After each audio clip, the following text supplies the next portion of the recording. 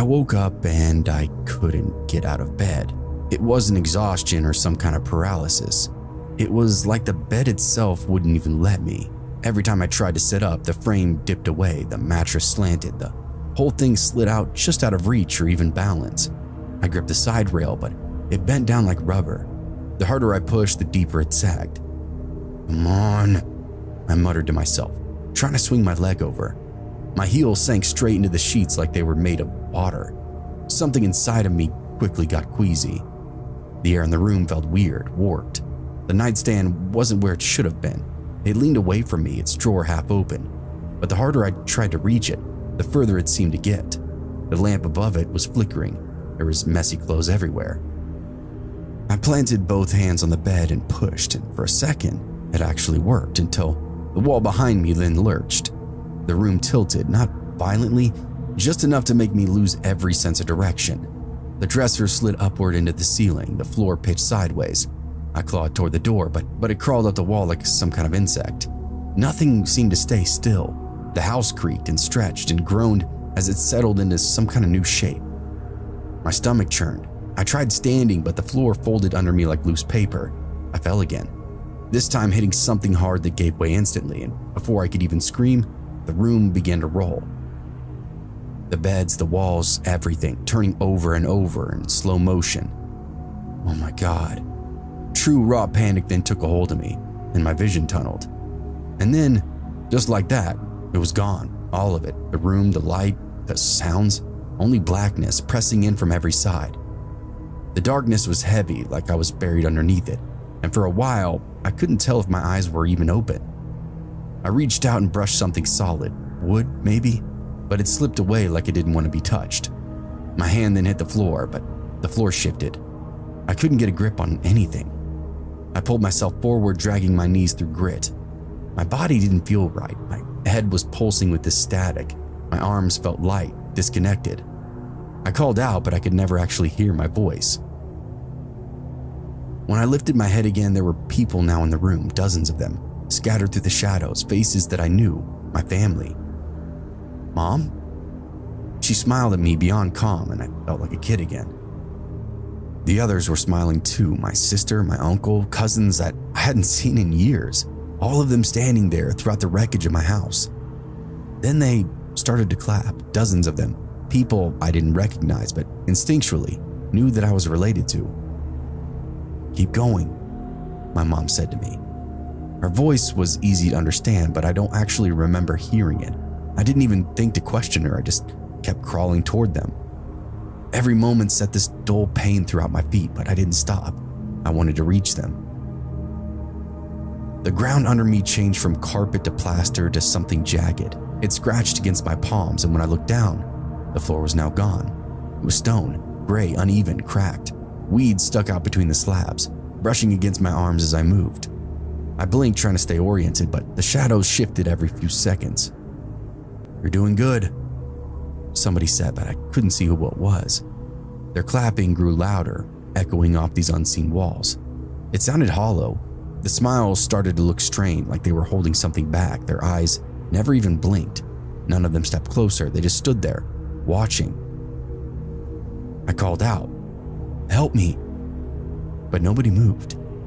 Pain flared in my ankles, brought me immediately to tears, or maybe they'd already been there the whole time. I rolled onto my back and tried to breathe. My legs were heavy, twisted. Every nerve in my body was buzzing. The air around me changed again. It was cooler now. Wind, definitely wind, but faint, real, brushing against my face. I looked up and saw light. Not bright, not sunlight, but moving. White beams cutting across the dark. Flashlights? Was that really even wind? Where the hell am I? At first I thought they were far above me on ceiling that I couldn't see, but as the lights moved, the shapes of rocks then appeared. The light hit dust and shadows, outlining an incline, a slope. There were pine trees on either side of what I was seeing. A voice then shouted my name, and not in that calm, mystical tone from before. This one was exhausted, desperate. "Hold on! We see you!" The clapping then stopped. I looked around me and the figures were gone. No fading, no sound, only the dark and flicker of the light overhead. I tried to lift my head again. It throbbed. The world tilted and I saw the outline of ropes swinging down a slope. Shadows moved above me, real people this time, dropping down to me. I tried to speak, but my jaw would not open, and all I could taste was blood. The pain in my feet pulsed in time with my heartbeat. I looked down and saw the shredded remains of a climbing harness and a bone sticking through the fabric of my pants. My mind quickly started to catch up. I was not in a room. I wasn't crawling through my house. I was outside. The voice called out to me again. "Don't move, we're coming." I stared up at the lights blinking against the dirt falling from above, and for the first time, I felt everything and just wanted to pass out. When I opened up my eyes again, there was movement all around me, boots, ropes, voice calling to each other. A headlight beam then cut through the dark and landed on my face. "Hey, holy fuck, he's alive," somebody said. It was Evan. His helmet light made his face look a little haunting. "Hey, don't move, man. You took a hell of a fall." All I could do was moan. He dropped down next to me. "Your tether gave out. Back up too. You went down 70, maybe 80 feet, dude. I honestly can't fucking believe you're alive." I tried to move, but the pain shot through my legs, like I stepped on a landmine. More blood in my throat. Everything from the waist down felt off by 45 degrees. It shifted, broken, swollen. "Dude, stay still," Evan said to me. "We got a rescue team on the way." I stared up at the sky, stars, a few wisps of clouds. The rocks around me were very unforgiving. How was I alive? I could see the broken trail of my fall, a path of scraped stone, snapped branches, and disturbed brush leading down to where I now lay. Bits of the memory began coming back. The strange room, the clapping, my family's faces. None of it made sense now, though. Had it all been noise in my head while my body was trying to hang on? I don't know. The team reached me within the hour. They checked my vitals, splinted my leg, and secured me to a stretcher. Each adjustment sent a pulse of pain up my spine, which terrified me. I thought I'd never walk again. That climb back out was really slow. Every few feet, I felt the shift of the rope and hands supporting me. I tried to not think about how close I'd come to the edge of everything, but I couldn't help myself. At the top, red and blue lights were flickering against some of the rocks. Somebody covered me up with a blanket. I felt like they would do the same thing if I came up as nothing but a corpse, too. Later on, they said it was a miracle. That fall should have killed me. Somehow I'd landed at just the right angle, hit just enough to brush the slow of the impact. Both ankles were shattered, one leg was broken, collarbone cracked, but I was alive. Recovery was long, months and months of physical therapy, metal rods, and chronic pain. I can walk now, mostly fine, but it took over a year of rest and rehab. For obvious reasons, I don't climb anymore, mostly because I can, but I am very thankful to be alive. Thankful for that super bizarre experience that may or may not have kept me among the living.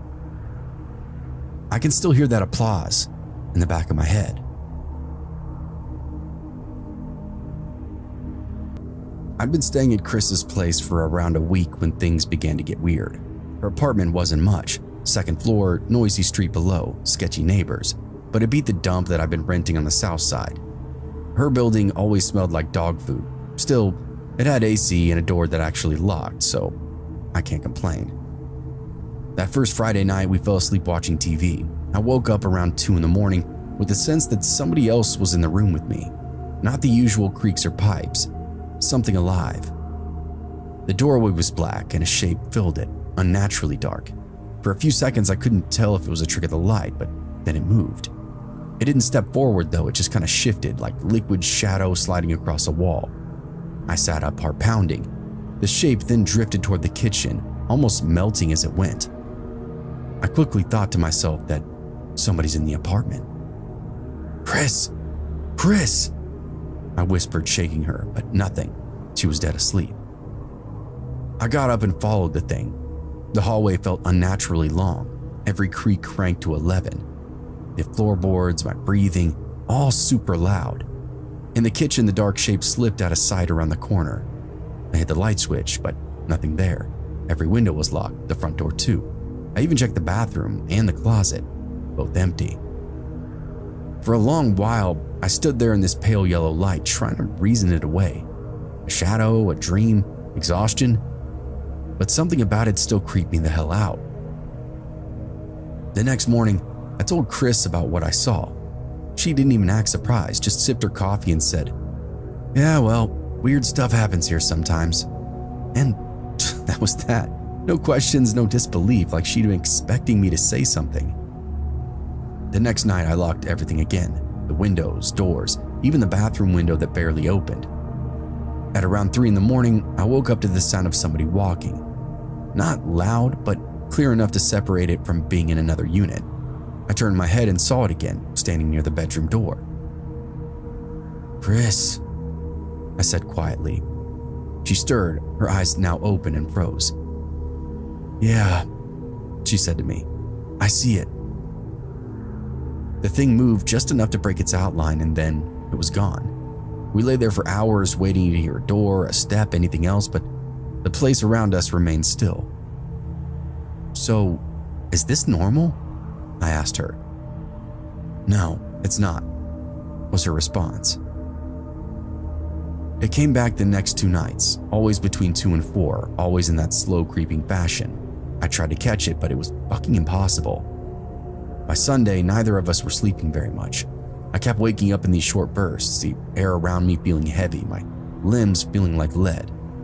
One of those times, I opened up my eyes and couldn't move at all. The figure was in fact there again, close enough to see the edges of its head against the glow of the window. I felt like I was being pinned to some kind of dissection board. It reached for me, hands, just black though, no detail, and closed around my neck. I tried to shout, but nothing came out. Everything in me strained to move, but nothing worked. The pressure built until it finally faded. I woke up to daylight, Chris sitting beside me, pale and shaking. "We're choking," she said. "Your eyes were open, but you weren't awake." My throat was hurting when I swallowed. I didn't have bruises, but I did have a copper taste that was lingering, almost like I bit my tongue or something. The next night, we stayed up, determined to finally see it clearly. Having been up for days at this point, we ended up falling asleep though. The clock passed midnight, and when I awoke, it was there again, standing on the bed. This time, something was in its hands, this dark block of something. I didn't even have time to react before it came down, first on Chris, then onto me, and everything went black. When I came to, the morning light was leaking in through the blinds. Chris was now on the floor, dazed, and she had blood in her hair. My head was dropping, but we were both breathing. Neither of us really said much. We just kind of stared at the walls, trying to remember what the hell happened to us last night. The blood in her hair turned out to have actually come from her ear. There was this dry trail that was pretty evident. Chris cleaned herself up in the bathroom while I sat at the table, just kind of staring at the floor. That apartment felt possessed, and we were powerless against it. We decided to call the police, thinking maybe somebody had in fact broken in and drugged us, doing God knows what while we slept. I know it sounds far-fetched, but we had no other explanation. Before we made the call, somebody knocked. 2 cops stood outside, uniform, both looking like they'd been at it all day. Is everything okay in here?" one asked. I nodded at him, suspiciously. "Why?" I figured this was going to be it. These guys were about to tell us there was in fact a madman loose in the area, harassing people all over. "There's a gas leak in the building," he said. "We're asking everybody to step out until maintenance finally gets it sealed." For a second I blinked and just stared at him. Then it all lined up, the choking, the dizziness, the metallic taste. Chris came up behind me. The officers told us to grab a few things and leave immediately. We packed what we could and went outside. The air tasted amazing. How long had we been in there? We watched the maintenance crew drag hoses toward the basement. The whole building was being evacuated. We stayed at my place that night. Guess what? No shadows, no noises, no waking up short of breath, just sleep. 2 days later, a woman from the gas company called. The leak had been a trickle, she said, seeping through the walls for weeks. People on our floor were reporting the same symptoms as us: headaches, confusion, vivid dreams, and hallucinations in some cases. That was enough for me. Chris ended up staying with me for quite some time. And occasionally, I still will wake up in the middle of the night, almost certain that I'm seeing somebody standing at the door. Then I open up the window, take a breath, and remind myself, take a breath.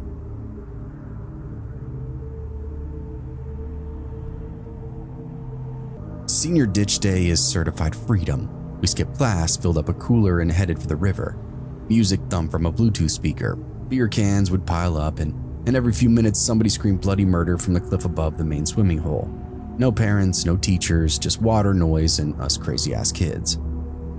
Cole bumped my shoulder, grinning at me. One last memory before we're out of here, right? Yeah, I said. Let's make it a good one, dude. By mid-afternoon, we were sunburnt and half drunk. Somebody shouted about the box, that narrow chute upstream where the cool kids jumped, did backflips and shit. Most would wave it off, but not us. Cole didn't. He just gave me that look that said, come on, man. So the four of us left the group and hiked the rocky path along the cliff. The further we went, the louder the river got, a low roar among some stones. When we finally saw it, the box looked nothing like I remembered it. Just this tiny slit in the canyon, water surging through the darkness below. Cole whistled, stared down at the narrow pool below. Perfect, he said, but I had no idea what he was talking about. We dropped our stuff onto the rocks and just stared down it. The pool below looked deep enough, sure, but the chute that fed it was really narrow, barely wide enough for a person, at least at the bottom. The current was slamming through it, twisting white water between two black slabs before bursting back out into the pool. Cole was grinning at me like a maniac. You going first, or is it gonna be me? I wiped sweat from my face. You go. He laughed at me. No, man, you're lighter. I'll see how bad you screw it up. The others, Tanner and Alejandro, whipped out from behind us. They were halfway through another beer, shouting that we were pussies. So I stepped forward. I'd done this once before, a couple of summers back, and the memory was still sweet. Cold water, hard rush, everybody cheering. It could be done, and I'll do it again. I lined up, toes on the edge, heart banging. Then I sent it. For half a second, there was nothing but air, that full free fall. The river then swallowed me, the cold froth then swallowing me up next, turning me around, bubbles tearing past my face. When I broke the surface, I came up laughing. I made it. Hell yeah! Tanner yelled at me from above. Cole was already on the edge. 10 out of 10. Looks good, bro. He called at me. Hey, line it up straight. I shouted back at him. Don't overjump. But he was already gone. The sound he made when he hit the side was like a branch snapping, a flat, wet crack, then another. His body pinwheeled shoulder first into the opposite wall before vanishing into the water beside me.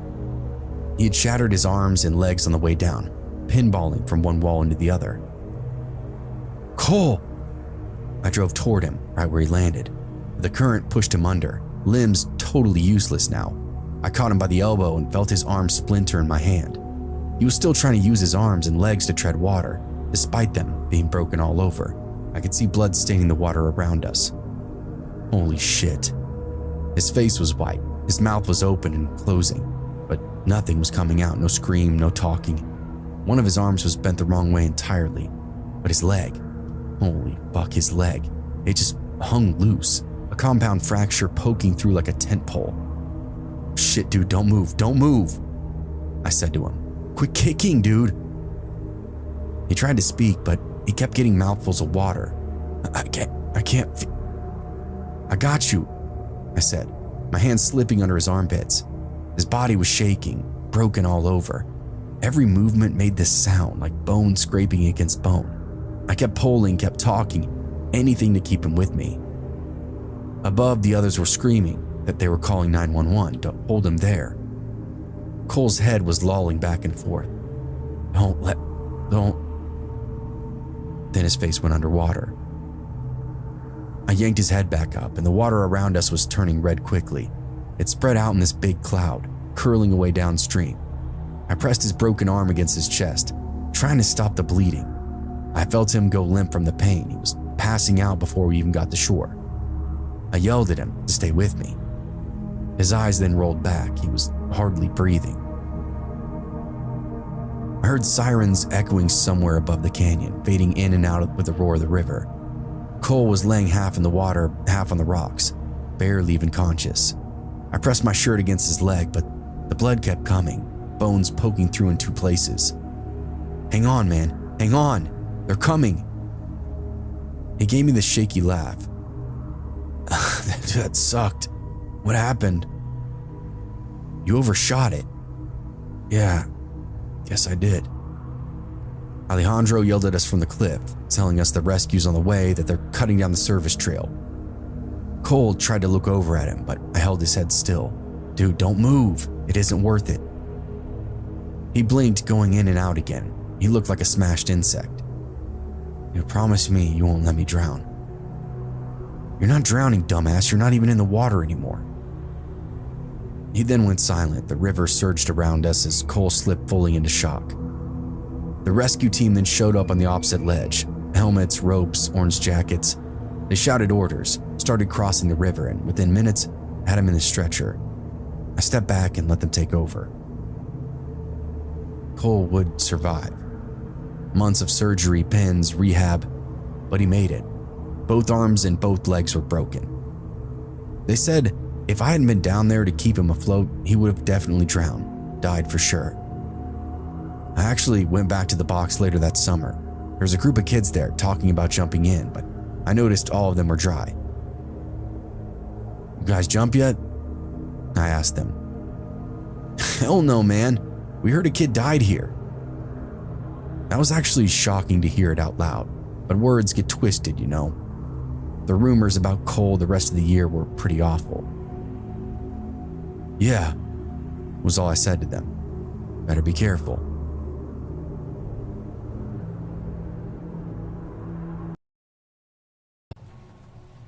This is something that happened back when I was in high school. It was my sophomore year, and I remember that I was taking a gym class. It was a basic gym class where you would do a little bit of everything. One day in particular, we were doing some kind of cardio workout. At my high school, when I went there, they had a few different rooms that gym classes would use. There was the main basketball gyms, which were kind of in the center of the school towards the front. The weight room and then another exercise room were on one side of that by the locker rooms. Then, on the opposite side, there was this long hallway, and down there was this room called the cardio room. I think it was actually the old weight room back in the day, and then they moved the weight room to a larger and nicer space, and they changed this room to cardio. It had mostly machines like treadmills and bikes, but there were some weight machines as well, and they also had some ellipticals and other stuff.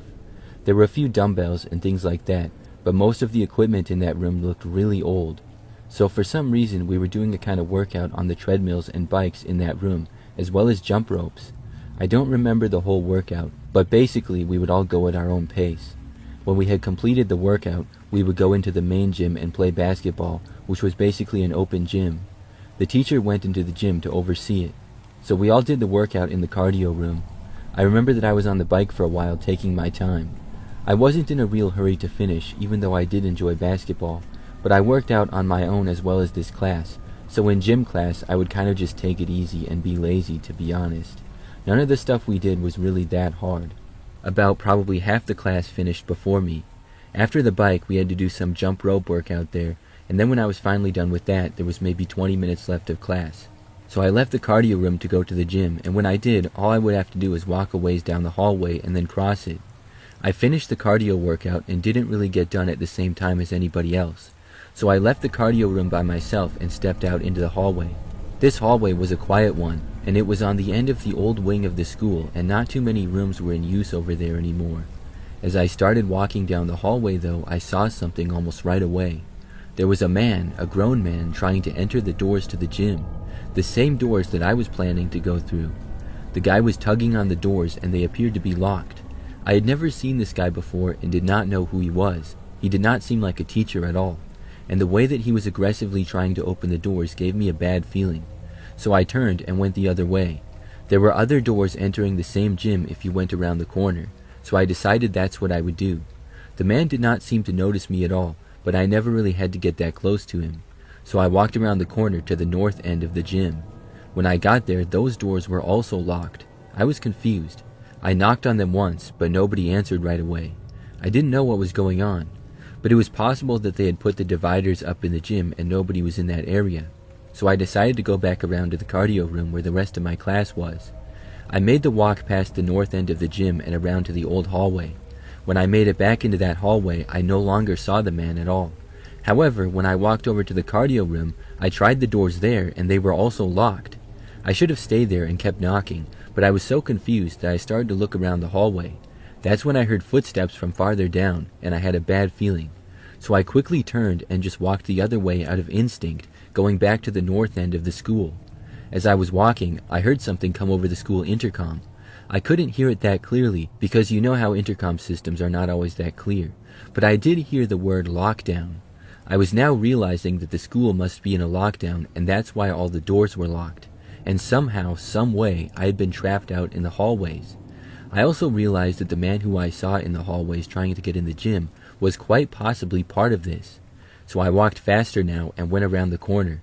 I tried to enter the gym again, but it was still locked and nobody was answering the door. Then I heard footsteps behind me a ways back, so I quickly left that area. I went down a random hallway, and at that point I was getting nervous. I started quickly walking through more random hallways to try to get as far away from that guy as I could. After walking for a while and not hearing anything, I found a random classroom and I stopped and knocked on the door. I thought maybe they would let me in. However, once again, nobody was answering. As I was there knocking, I started to hear footsteps in one of the nearby hallways approaching me. Was the man coming after me? I knew that I needed to get out of there, and knocking on the door was only giving away my location, so I walked away from there quickly. I started going down more and more random hallways. Then I had the idea to leave the school entirely, so I headed for one of the back exits, which happened to be the closest one to me. However, when I got there, I tried opening the doors, but they were like locked from the inside. I didn't know what to do, so I turned around and kept going down hallways. The school was literally dead silent except me and this other guy. Every so often, I would hear his footsteps in a nearby hallway. I was desperately trying to get away from him. When I was doing so, I almost went into a bathroom to hide, but I thought better of it. I figured it was too risky. If the man got in there, I would be cornered, so I kept walking. I don't know if I've ever been more nervous than that. I felt like I had to keep moving, and always be alert to where the man was, although I couldn't see him, only hear his footsteps in the distance. After a long time of walking, I thought that I lost him. I stopped hearing anything and I slowed down, but then I heard him again. So I walked faster and headed back to the front of the school. Then, when I got towards the front doors, finally I saw something. There were a few police officers entering the school. When I saw them, I ran to them and finally was safe. They led me out of the school, and I waited out front with about 10 police cars. I didn't know what was going on, but like 30 minutes later, the cops told me that they caught the guy and things were safe. The lockdown ended and school resumed. The man thankfully hadn't harmed anyone, but he had gotten into the school, and I guess he chased after several kids. I was mad about all the doors being locked, but I guess it was just bad timing. When I knocked on the doors, they probably thought that I was possibly the man. Either way, I'm glad that I got away from him, but I think it's really creepy how he was seemingly going after me.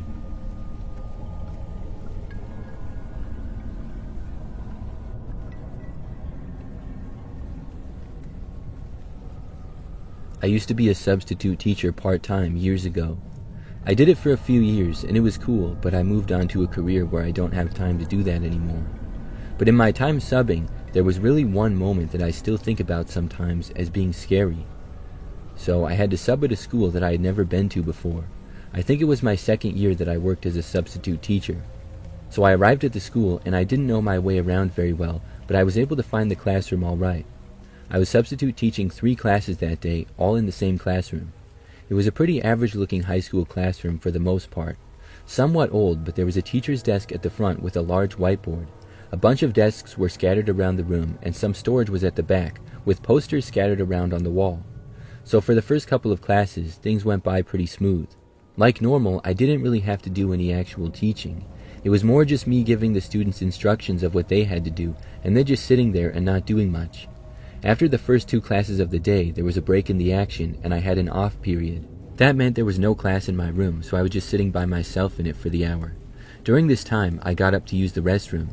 Now, when I did this, I couldn't find the bathroom at first, The school was kind of hard to navigate around in as it was pretty old. I walked down a couple of hallways before I finally found a restroom. As I was leaving the bathroom when I was done, I heard an announcement that the school was going into a lockdown. This was concerning to me, but I just figured that I would get back to my room and things would be fine. I had no clue what the lockdown was for, because now that I was back out in the hallways, they seemed completely empty and quiet. I wandered around to get back to my classroom and almost got lost, but thankfully made it. When I got back in the room, I closed the door, locked it, and then turned off the lights. Then I just sat at the main desk and went on my laptop. I was just waiting for the lockdown to hopefully be over soon, and I hoped that it was nothing serious. I tried to do some internet searches to find any information, but could not. And I didn't get any calls on the classroom phone either. So I sat there for a while in silence, curious as to what was going on. This went on for probably half an hour. Then there was a knock on my classroom door, which startled me. I got up and carefully walked over to the door. I saw a police officer standing on the other side. When I saw that, I opened up the door, curious as to what was happening. Immediately, he asked me to come out of the room. Then he told me that they had reason to believe that a suspect they were looking for was in my classroom. There were more police out in the hallway, and they made me leave the area. Later on, everything was cleared, and I was told that they caught the suspect. Then I went back to the classroom and finished my substitute teaching for the day.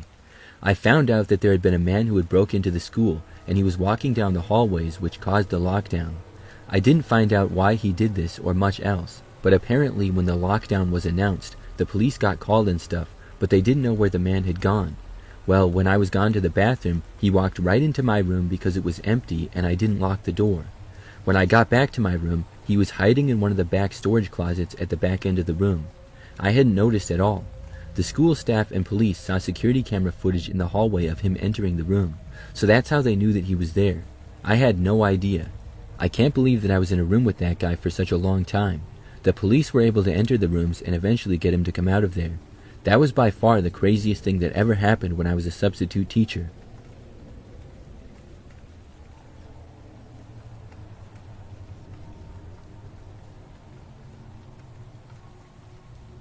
I was a student in high school a long time ago, but I still remember one particularly scary moment that happened, and I remember it very well, like it just happened yesterday. So it was a pretty normal school day. I was a junior at the time, and had got to school and then went to my classes. This was the third hour class of the day, which was history, I recall. The classroom was on the second floor of the school, and personally I liked it because we would watch a lot of videos there. The classroom also had these carpet floors, which I liked. But anyways, I remember that during class, the teacher said that there was a lockdown. Class was probably about halfway through at that point, and I remember wondering what the lockdown was about. It seemed to come out of nowhere. I don't recall hearing any announcement on the intercom or anything of that nature. So I remember that the teacher said that we all had to sit at the back of the class. The desks that we had could easily be moved, so everybody just ended up moving their desks towards the back, far away from the door. I sat on the side of the room kind of towards the back near the door, so I moved my desk back a little ways. So we all moved to the back end of the room, and then the teacher locked the door and turned off the lights. Most of us were obviously wondering what the lockdown was for, and we asked the teacher, but he said that he didn't know.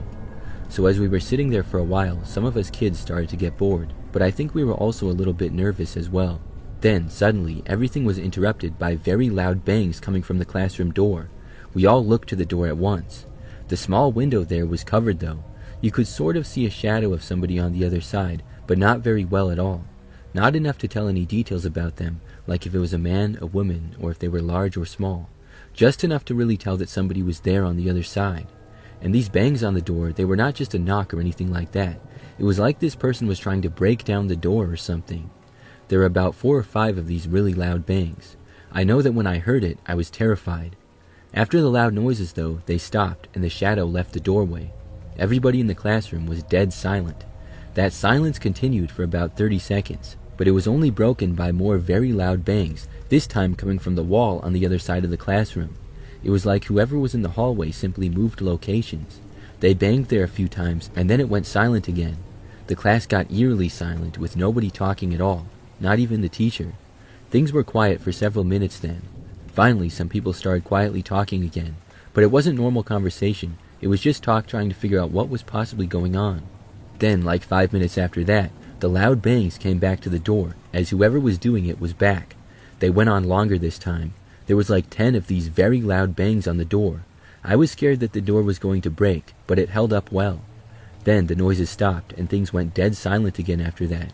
We were all terrified. For the next 20 or 30 minutes, I'm telling you, nobody said a word. You could hear a pin drop in that classroom. Then, all of a sudden, the phone rang in the classroom. The teacher answered it and didn't stay on the line for very long before hanging up. He then announced to us that the lockdown was over and assured us all that we were safe. I think everybody breathed a sigh of relief at the same time. Some of the students asked what happened at that point, but the teacher said he didn't know and they didn't tell him. We were all very curious. For the rest of the school day, things resumed to normal, but everyone was a little shook up from the craziness. However, I asked a bunch of people and nobody knew what happened. Over the next few days and weeks, there was nothing on the news or in the papers or anything. Nobody ever seemed to find out what the lockdown was about or what happened. I still don't know. Was it some intruder or an angry student or what? I'm not sure, but I know that it was a really scary experience.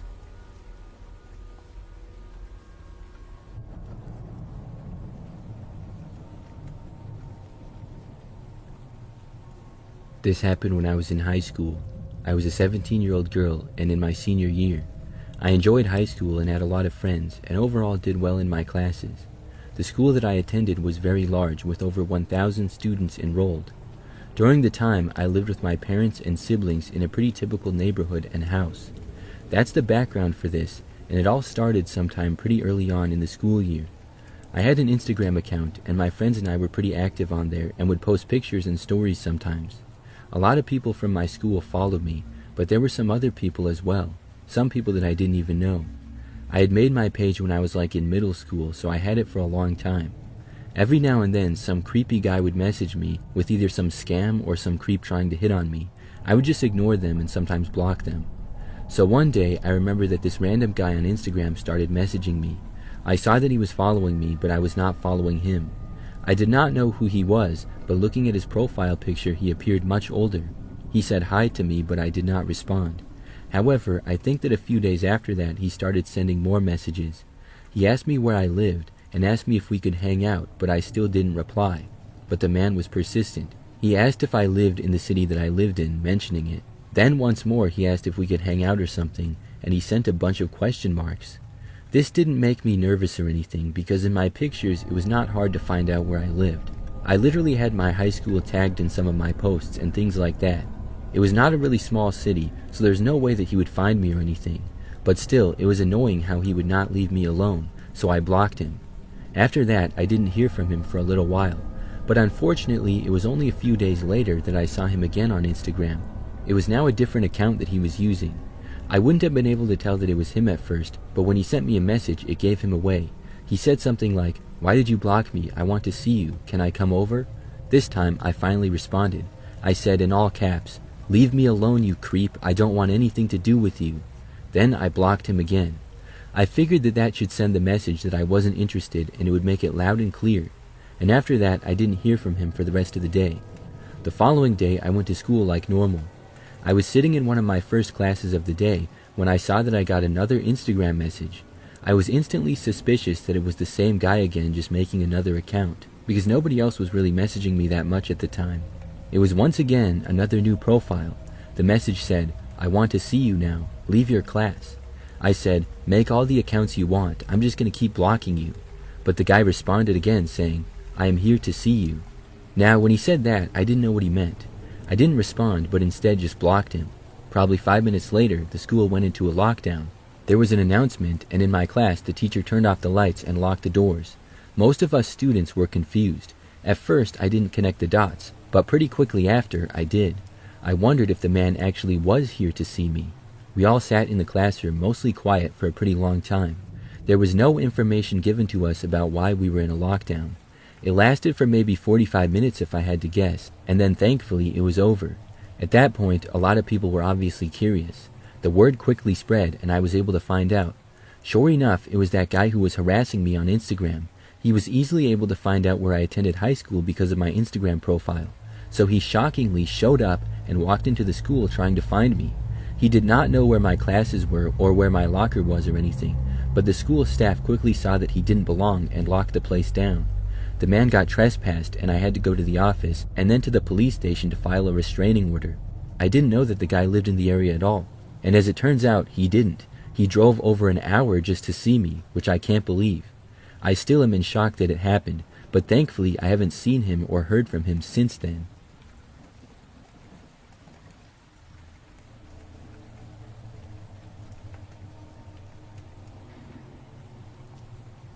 This happened during high school. I was a senior and it was my first hour of the day.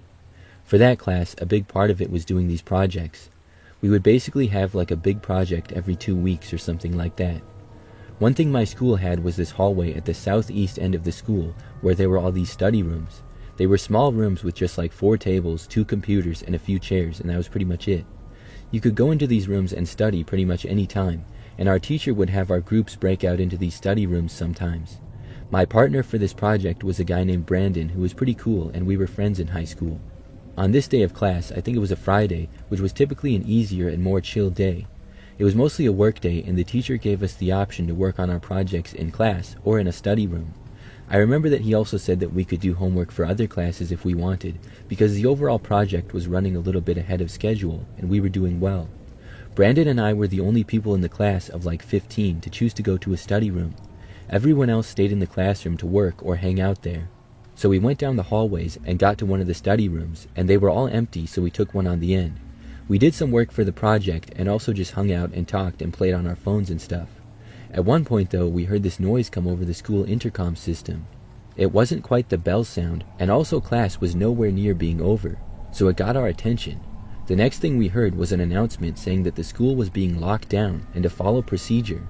Brandon and I wondered if we should leave the study room and go back to our classroom or just stay there. For some reason, we decided to stay there. We weren't really sure what to do though, so we just turned out the lights. The door had no lock on it, so we couldn't do anything. But I think that Brandon and I were not that nervous about being in a lockdown. We figured that it was probably nothing. Pretty much we quieted down, but we continued to talk and hang out and just wait for the lockdown to be over. We even did some more work on our project. After maybe like 10 minutes into the lockdown, we heard footsteps coming down the hallway. We obviously didn't know who it was, but I kinda hoped and assumed that it was someone who worked at the school. But it was also then that the thought occurred to me that maybe we were in some type of danger. The footsteps got closer and closer, and Brandon and I quietly whispered until whoever was there got real close. Then we shut up and went completely silent. It seemed as though whoever was there was going to go right to our door and open it. But instead, the footsteps walked past and they continued down the hallway. We both felt a little better at that point, maybe a little too good, because Brandon then said that he wanted to see who it was, so he got up and walked over to the door. From the window, he couldn't see that far, so he then opened the door. I also looked out when he did, because I was curious too. What we saw was this man who did not work at the school and was wearing a hooded jacket concealing most of his head.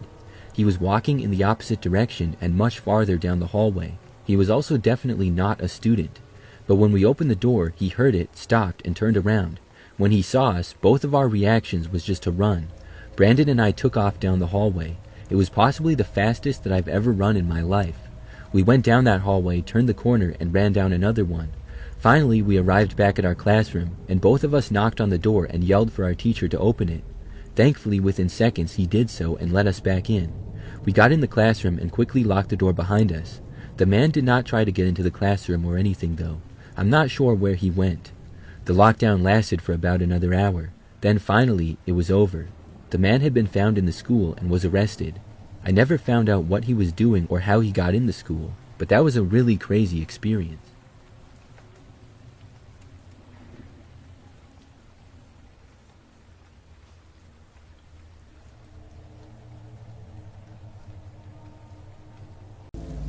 I grew up in a holler just outside of Swords Creek, West Virginia, where the hills cradle you like a mother but don't do a thing to take care of you. Our town wasn't much.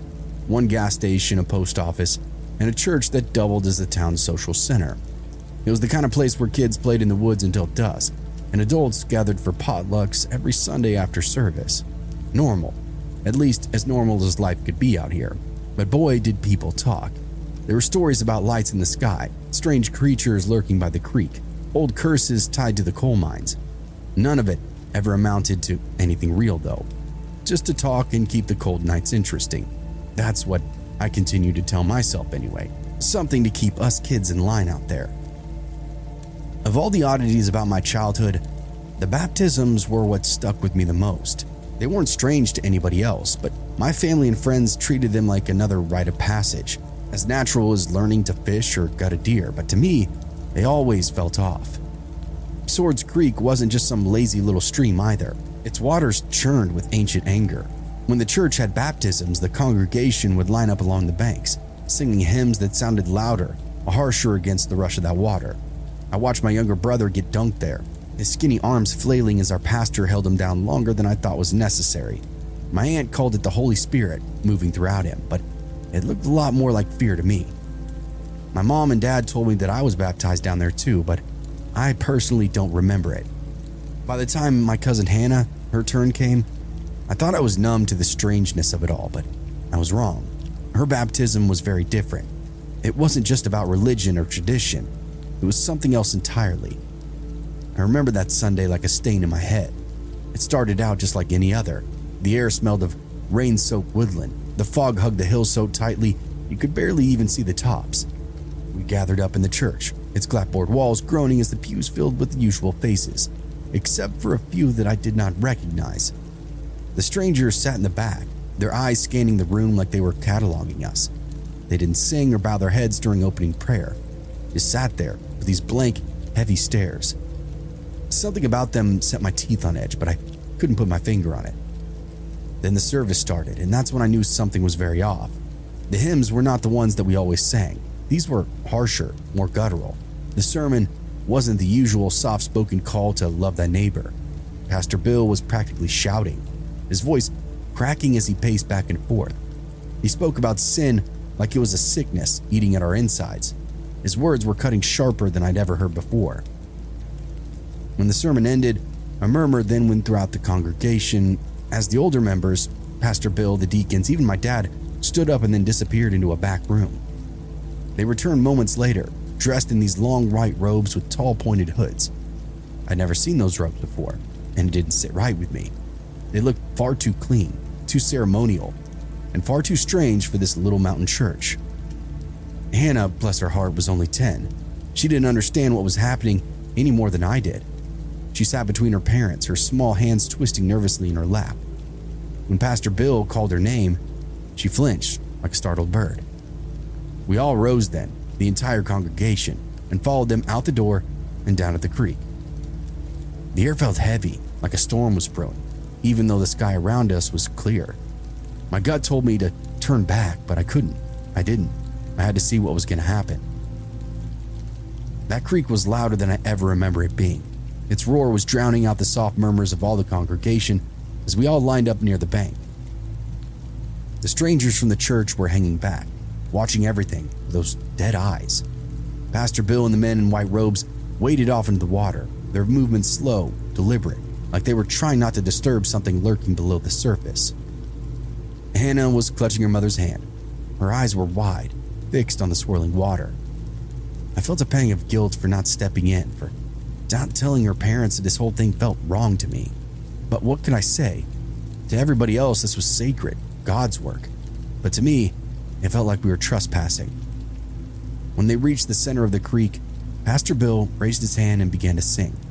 Only, it wasn't a hymn, or not any hymn I'd ever heard before. His voice was twisted into a chant. The words were guttural and strange. Then the other men joined in, their voices clashing, overlapping until it sounded less like music and more like a ritual. Hannah's mom then nudged her toward the water, her face soft but insistent. Hannah shook her head. Her lip was trembling. Her mother whispered something that I couldn't hear, and Hannah stepped forward. I could see the tears already welling up in her eyes. As she waded in, the current was pulling at her legs. The congregation began humming along with the chant. It was low, deep, almost like a growl. I turned to my dad, hoping that he'd notice how wrong this was, but he just stood there, eyes glassy, lips moving, as if he was mouthing along all the words with the others.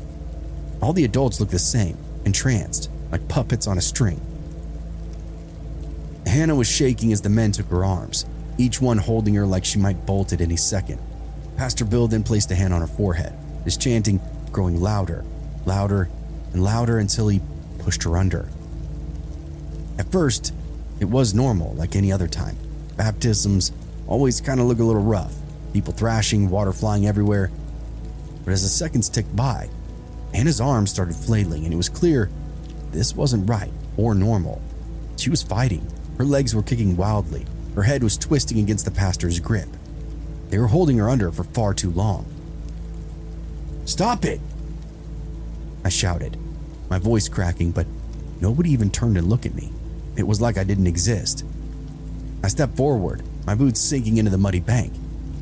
"She's gonna drown!" I screamed, but the chanting grew louder, drowning me out. Hannah broke the surface for a moment, gasping and coughing, but before she could actually catch her breath, he shoved her back under. Her eyes found mine for a split second, wide, pleading. I'll never forget the look on her face. It wasn't even fear anymore. It was just pure despair. I grabbed a rock from the ground, rough, jagged, and hurled it at the men in the water. It missed, splashing harmlessly near their feet, but it was enough to make them hesitate. Before I could grab another, I heard voices, shouting, laughing, coming from upstream. I turned and saw them, a group of people floating down the creek on inner tubes, a bizarre contrast to the chaos that was unfolding before me. They had coolers tied to their rafts, cans of beer in their hand, and a speaker blaring some country music. At first, I assumed they would just float right by, oblivious, but as they got closer, they noticed the scene. The music cut off, their laughter turned into nervous chuckles, and one of them, a man with a sunburnt face, called out, "The hell are y'all doing? Some kind of cult thing?" The tension snapped like a rubber band. The chanting stopped, the men in the water turned and looked at the intruders, their faces unreadable under the shadows of their hoods. "Y'all need to take your Jesus party somewhere else," the man on the raft said, tossing an empty beer can toward the congregation. It landed with a hollow thunk on the shore. That seemed to break the spell. The congregation began to murmur, shifting uncomfortably. The men inside the water brought Hannah up and guided her back to the bank. Their movements were stiff, robotic. She was coughing, her small body trembling as her parents wrapped her up in a towel. The floaters kept jeering, throwing bits of trash and laughing. I hated them for it, but at the same time, I was very grateful. They seemingly disrupted whatever was happening, shattering that eerie rhythm of the ritual. Pastor Bill didn't say a word as he climbed out of the water, his white robe clinging to his body. He just looked over at the floaters, then at the congregation, and finally at me. His eyes lingered on mine, dark and empty. Before he turned and walked back toward the church, his eyes lingered on mine, dark and empty, before he turned around and walked back toward the church.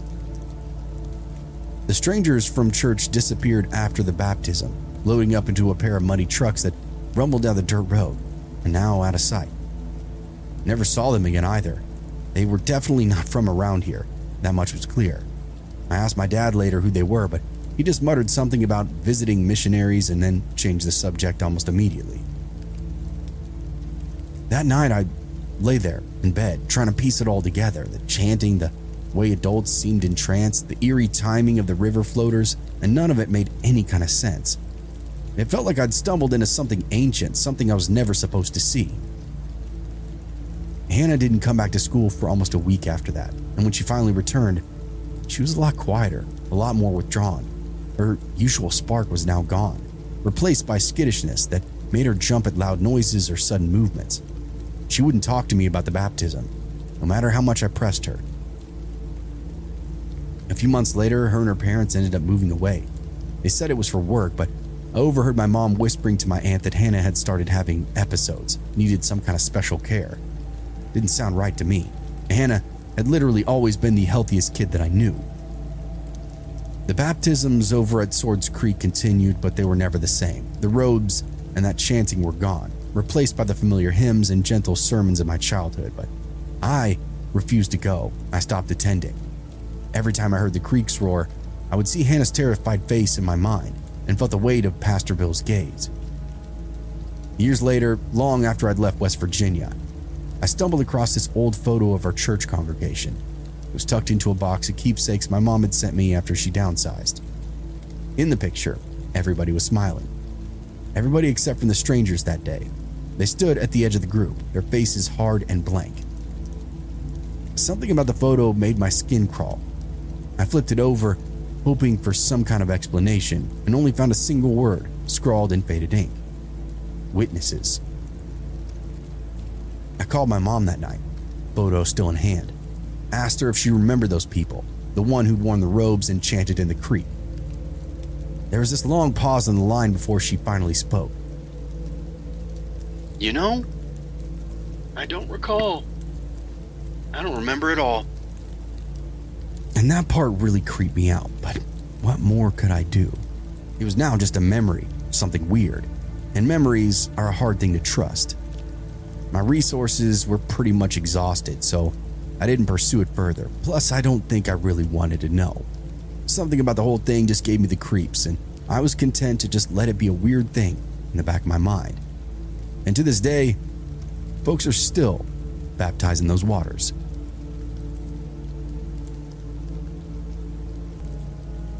I grew up in southern West Virginia. If you've never been out in those mountains at night, it's hard to explain the kind of darkness that actually lives there. It isn't just the absence of light, it's heavy, primordial. The woods swallow everything up, the footsteps, the road noise between towns, even the sky sometimes. Once the sun drops behind those ridges, the forest becomes its own world. People from outside think they understand the woods because they've gone camping or hiked a state park trail during the day or something, but the woods in Appalachia after midnight feel very different, ancient, like something has been there long before you arrive and doesn't like to see other visitors. My story takes place about 2 or 3 years ago. My buddy Mark was over at my place one night. We'd been doing what we usually do, watching UFC fights, talking trash over Xbox, eating whatever the hell junk food that we could find in the kitchen. This was a classic pastime stuff for me back then, eating Twinkies, drinking beer, shadowboxing at the TV while people got knocked out cold. By the time we realized how late it got, it was well past midnight. The fights were over, the house was quiet, and we both had that wired, restless feeling that comes from a high-energy kind of night. Mark suggested that we go for a walk. There's a trail not far from my house that cuts through a dense patch of woods. Nothing special, just a narrow dirt path that people use during the day to walk their dogs or get a little bit of exercise. But once the sun goes down, hardly anybody goes out there. Not because anything has ever officially happened, it's just one of those places, you know? A dark, isolated trail through the woods. Bad area for an accident or an animal attack. We figured we'd walk out there, smoke a joint, burn off into exhaustion. Living where I lived, being young, all pumped up, we didn't really give it a second thought. We owned the area between our houses. Not in a legal sense, more like caveman kind of rights. The entrance to the trail is only a few minutes from my place, but once you step off into those trees, the road disappears really quickly. The canopy is thick, and the deeper you go, the darker it actually gets. The canopy is thick, and the deeper you go, the darker it gets. Our phone light barely even cut through it. Every few steps, dry branches would crack off like gunfire under your shoes, and the sound would echo in every direction. I felt like a dumbass for not bringing an actual flashlight. I'd say around 30 minutes later, we reached this spot that we could chill in. There's a stretch where the trees open just enough that the trail widens up on both sides, so we just stopped there. Mark pulls out the weed and the papers and rolled up while we were talking about the fights and whatever dumb stuff that had been going on that week. The whole time around us, the forest was alive with noise, and I mean alive. Crickets, frogs, things rustling through the leaves, branches snapping somewhere deeper in the brush, and scratching up against the tree bark. You hear that kind of thing in the woods all the time, but at night, it really felt crowded. Almost like every animal in the forest was up and active, which was super weird. I mentioned it to Mark. He just shrugged though, said something like, probably a raccoon or deer spooking everything. At the time, I just kind of agreed with him. Didn't seem like that big of a deal. We finished the joint, flicked the roach into the dirt, and started walking back the way we came. I think we took maybe 10 steps when the forest just went completely silent. It wasn't subtle. It didn't taper. It was as if somebody just pulled out the remote control, hit the mute button on everything around us. What had just been ripe, rich chatter between critters was cut off, as if it had never been there at all. If you spend time in the woods, you know how strange that feels. Mark stopped walking beside me. "So that's weird," he said. But before I could answer him back, we heard the voice. It came from somewhere behind us in the trees, and at first we both assumed it was a person, but the sound had this human shape to it, but the longer it went on, the less sense it actually really made. The voice was deep and very, very distorted. The closest thing I can compare it to is one of those cheap children's toys with the dying battery. The kind with that little speaker that crackles and warps the words. It had that same robotic wobble to it. Pitch would rise and then fall in these unnatural tones. Something was trying to imitate speech without understanding how it worked. It was talking or trying to. The sounds didn't form words that I could understand, just this shaky, broken string of noises. I remember I wanted to move, but every muscle in my body was frozen, petrified from top to bottom, as if I was under some kind of spell. Mark looked over at me with horror in his eyes, and I could see the same thought forming in his head that was in mine. We shouldn't be here. We turned slowly and started making our way back. Now, I could have broken on, left his ass in the dust, but I was too scared. What if I get ahead? Whatever this thing is nabs one of us. What if we get separated? Lots of creepy thoughts kept me going the same speed as Mark. At first, we just kept it at this fast walk, but the voice kept going. The moment we moved, it continued behind us in the exact same tone and volume, matching us step by step. It never faded, but it also never got any closer either, just staying there continuously. It felt like it was mocking us, but regardless, I started to sweat really bad under my clothes. I think maybe 20 seconds went by, and we just started sprinting. Branches whipped our arms as we tore down the trail, our phone lights bouncing everywhere. My lungs started burning almost immediately, but neither of us slowed down because how could we? We were stoned. We had no idea what we were dealing with, and the thought of slowing down meant certain death. The voice followed us the entire time. Same volume, same distance, like it was glued to us. But we could never understand a single syllable. No matter how fast we ran or how long we ran, that warp-broken voice just kept repeating those strange sounds directly behind us. That was the moment real fear set in. Not the nervous kind that you get when you're spooking yourself in the woods with your friends. I mean, the kind of fear that hits your gut, tells you something is deeply wrong. The uncanny valley or whatever it was called. I could hear the voice, but I couldn't hear the footfalls, thrashing leaves. Nothing to indicate movement. Was this thing floating in the fucking air behind us? Was it purely just some kind of disembodied voice? I was spiraling. We were in danger, and I remember thinking that very clearly. I don't remember how long we ran for. It felt like forever, but was probably only a few minutes. Finally, we saw the faint glow from the road ahead through the trees. The trail exit and my house just beyond it. We stumbled off into the gravel clearing, both of us bent over trying to catch our breath. Felt like daggers in my lungs after that joint. The woods behind us were quiet again, though for about 5 seconds. Then whatever the hell it was, screamed. The sound exploded out of the trees behind us like something straight from hell. Not far down that trail, right there on top of us. I've lived in these mountains my entire life. I know what all the animals sound like. Coyotes, foxes, bobcats, even mountain lions. People online love to say those screams that you hear are animals. I'm telling you right now, that was not an animal. It sounded human, but filled with agony and scorn. That's all I can really describe it as. It nearly made my ears bleed. Mark actually dropped to his knees. Birds burst out of the trees overhead in panic, wings flapping in every direction, suddenly startled awake by that sudden intrusion. And for another minute or so, neither of us moved, until we kind of caught ourselves and started running again. My house was only a couple of minutes down the road, and we made it there in record time. I don't remember talking about anything, but I remember locking the doors and getting a pair of golf clubs from the closet, something to put us at ease. My hands were shaking so badly every time I gripped that handle. We spoke about it a little bit, but every time we did, we'd hear a rustle outside or a creak on the porch. We thought it was listening, so we stayed quiet and just watched fucking shit on TV. Eventually, we both passed out in the living room. Woke up alive in the morning and that was that. I walked Mark out to his car.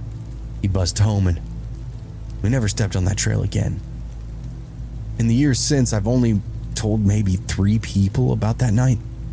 Most of them, of course, laugh it off or say it was in fact an animal making those weird noises.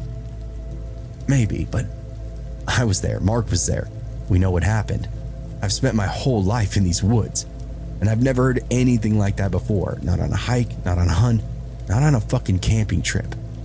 And thank God I've never heard it since.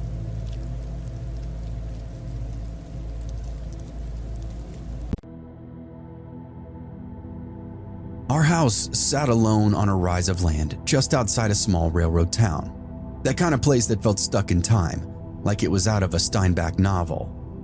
You could step onto the porch at night and hear nothing but wind moving through the grass and the low distant hum of the freight cars rolling from miles away. The property sloped gently down on all sides, flattening into wide fields and thin strips of woodland that seemed to stretch on and on forever. There were no close neighbors, no streetlights, no nearby traffic. At night, the dark pooled around our property as if it had somewhere else to go. Inside, things were ordinary, quiet, comfortable. This wasn't a place that we were afraid of during the day. It was super normal. It may have been very isolated, but that didn't give us any reason to be scared of anything out there. And that was true for most of my childhood. This wasn't the first house that I can remember, but it's the one that we spent the most time in. My parents had bought it when my brother and I were still in elementary school, the property that they always dreamed of, and it was closer to the big job opportunity that my dad had. They made the purchase and we got moved in. Dad immediately started going to work. My brother and I were quick to explore when we weren't at school, and my mom made the place very beautiful. They bought the house from a man that lived alone. I don't remember specifically a lot about that guy, but I remember meeting him once or twice. He seemed nice, normal looking guy, thin hair, thin frame, polo shirt and slacks. He said he was cashing in on the real estate market and also moving for some kind of job opportunity himself. He spent some time showing them upgrades he'd made to the house while they went through the motions of the deal, and this was mostly a private sell. And then one day, the house was ours, and I never saw that previous owner again. He was packed up and moved on, living his new life. I vaguely remember him not having a lot of stuff, or maybe he'd already moved most of it. Things were incredibly normal the entire time during the deal and after. No scary animals in the yard, no ghost inside the house. Our new lives began to unfurl. Every so often, my mother would mention something strange that she'd heard after we all were in bed, though. She described it as this dull metallic knocking, slow, rhythmic, and hollow. Not loud or frantic or anything, just this steady, irregular sound that seemed to come from somewhere beneath the bedroom, beneath the house itself. She said she heard it most in the morning, just after Dad left for work, and when we were still sleeping before school. She said she could also hear it around midday, sometimes when she was home alone. She, like anyone else, would assume it was the plumbing, maybe an old pipe shifting, perhaps the furnace cycling on and off. Houses make noises, you know, especially at odd hours. They settle, breathe, adjust to the weather outside. They expand and contract with the temperature changing. It's wood and metal groaning, nothing more. But this didn't sound anything like that. It wasn't a bang or a knocking pipe. It wasn't a creak or a groan. This was the unmistakable sound of metal striking metal, and it was well below the house. It wasn't something she heard beneath the flooring when she was laying in bed, head pressed to the pillow. It sounded like it was escaping from the center of the earth. Again and again, she told herself it was nothing, told herself it had to be something mechanical, perhaps even an echo from the distant train tracks, reverbing through an underground chasm. Eventually, after enough nights of listening to it, she taught herself to just ignore it. For that entire first year, she was the only one who ever mentioned hearing anything of the sort. My brother and I were hard sleepers, the way young kids do. Our rooms were on the opposite side of the house, and whatever lived below my parents' room never seemed to wander too far. If it made noise anywhere else, we would have noticed. The nights passed, the seasons changed, the knocking faded into a story that she would only occasionally bring up, half joking and half unsettled. Until the night that I actually ended up hearing it myself. I was older then, old enough to stay up late on my own and keep my own curiosities. The house was dead silent, no television, no taps on, no other machines running, not even a touch of wind beyond the exterior of the house. It was unmistakable inside that kind of vacuum. It was faint at first, so faint that I would almost dismiss it any other time. A dull, distant talk. I held my breath, reminded immediately of every story, every other sound my mother had described. This was exactly what she'd been talking about. A second knock would follow, slightly louder, hollow yet flat at the same time, and it continued on. The sound came from beneath the floor, not from the basement, not from the crawl space. It felt deeper than that, as though it were coming from the very crust of the earth. I lay there frozen, pulse thudding in my ears, waiting for a mole man to explode through the floor of my bedroom. Another knock came, then another, each spaced far enough apart that I found myself counting the seconds between them. 10, 12, 15. It reminded me of some kind of pipe work, like there was a plumber working on something well below the foundation of the house. I got out of bed and padded down the hall to my mother's room. I didn't knock, just pushed the door open and stood there in the dark until they began to stir. "I hear it," I whispered, and both my parents sat up slowly listening themselves. And so we all lay there together for nearly an hour, nobody speaking, just counting those soft, patient taps rising up from beneath the house. There were other sounds too, and my mom casually explained each one. A line of identical taps. She would nod. "I used to hear that one a lot." Bang, bang, bang. Slow and metered out. She would nod again. "That's the most common one I hear." A different sound, like something being stretched or open, but still the sound of metal. She described it as tearing. She said she heard that one the most least often, almost never over the last couple of years. After that night, we didn't joke about it anymore. Dad was ready to call the cops, but he didn't know what to tell them. We also began to notice other things over the next couple of months. We did in fact think the house was haunted. Footsteps sometimes, slow creepy pacing that echoed faintly up through the floorboards, far away and distant, never close enough to pinpoint or to follow. A soft slide of something shifting against the wood, like something being rolled up. A dry cough that didn't belong to anybody inside the house. Sometimes even a sneeze, sharp and sudden, clean cut through the stillness of the night. Each time, whoever heard it assumed it was somebody else. My brother would think it was me. I thought it was my parents. My parents would assume it was one of us. It wasn't until we began hearing things while completely alone that pieces started to rearrange themselves. I distinctly remember being home alone, no question about it, when I heard that same metal clanging, followed by a pause, then a grunt, then more clanging. My parents were gone. My brother was out riding his bike, and yet it sounded like there was somebody hard at work just beneath my feet.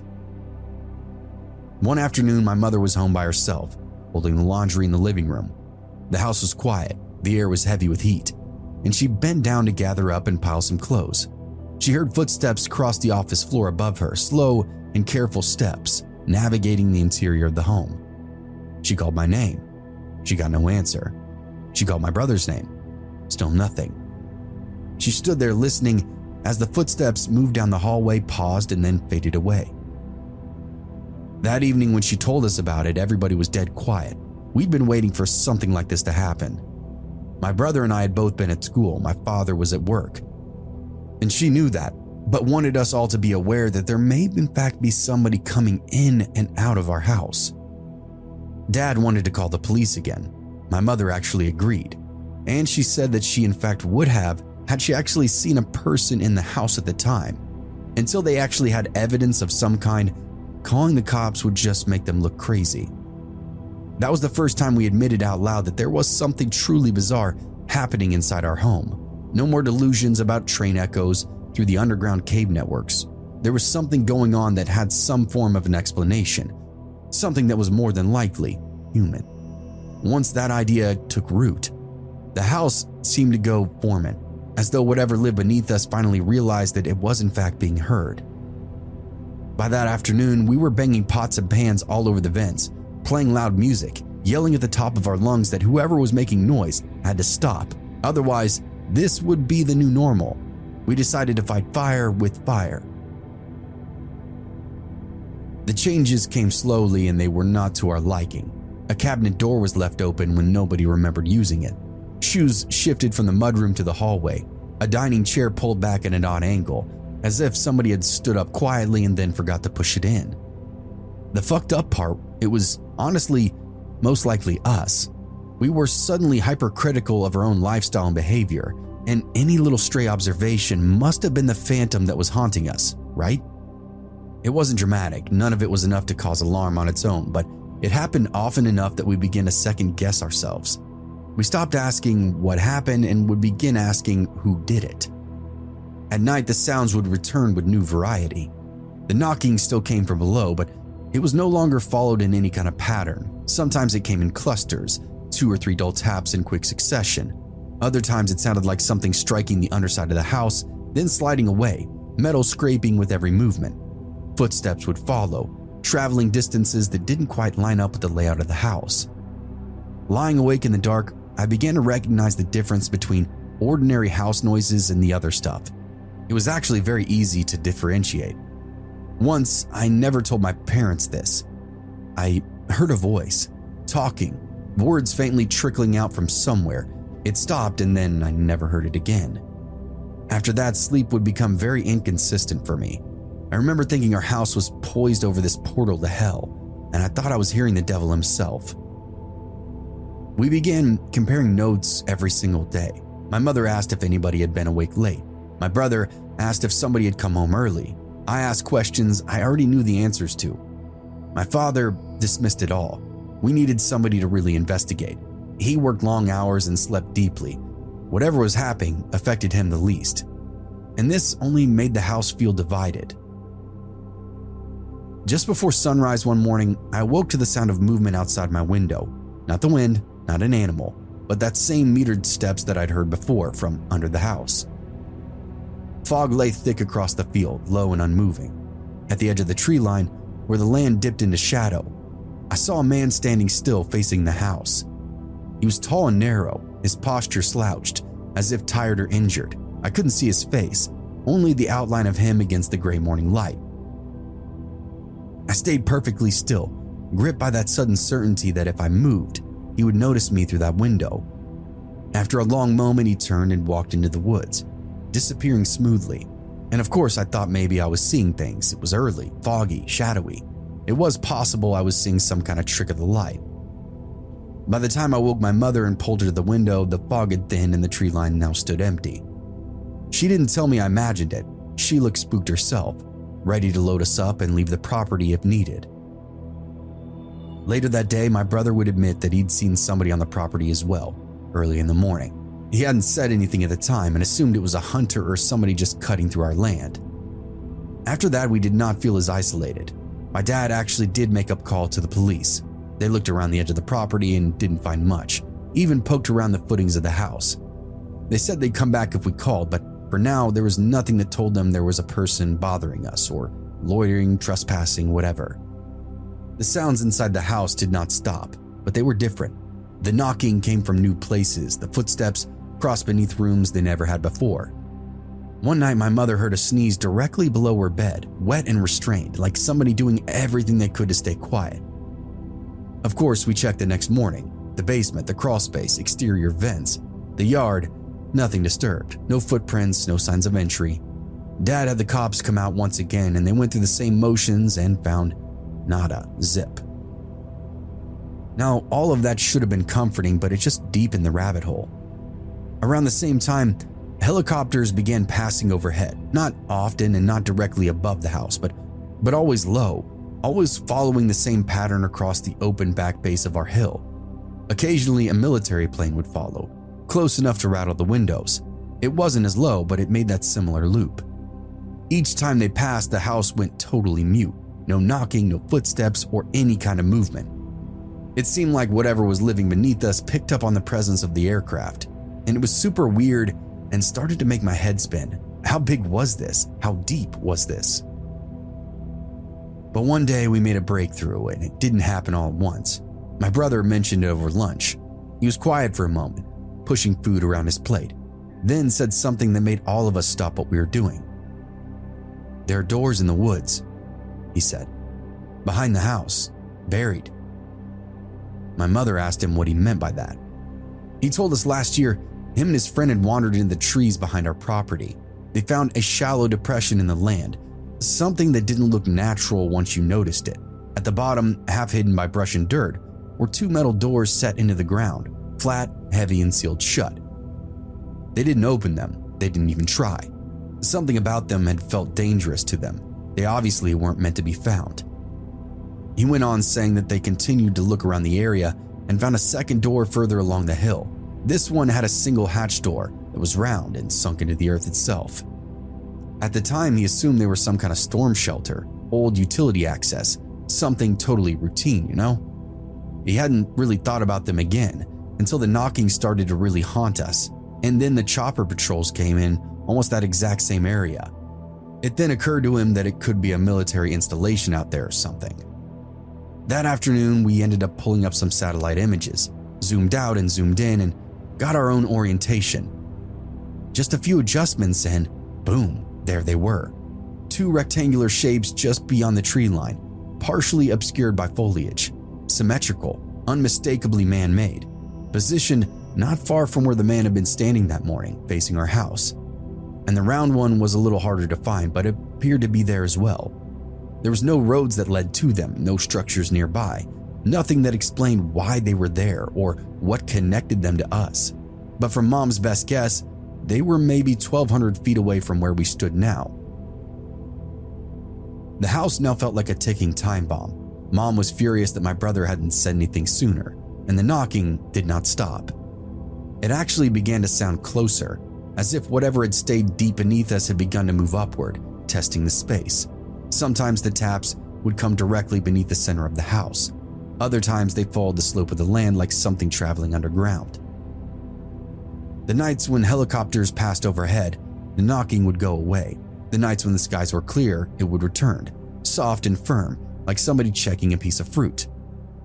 My mother actually started keeping notes, times, dates, sounds, and patterns, and my father refused to look at them, to acknowledge it all.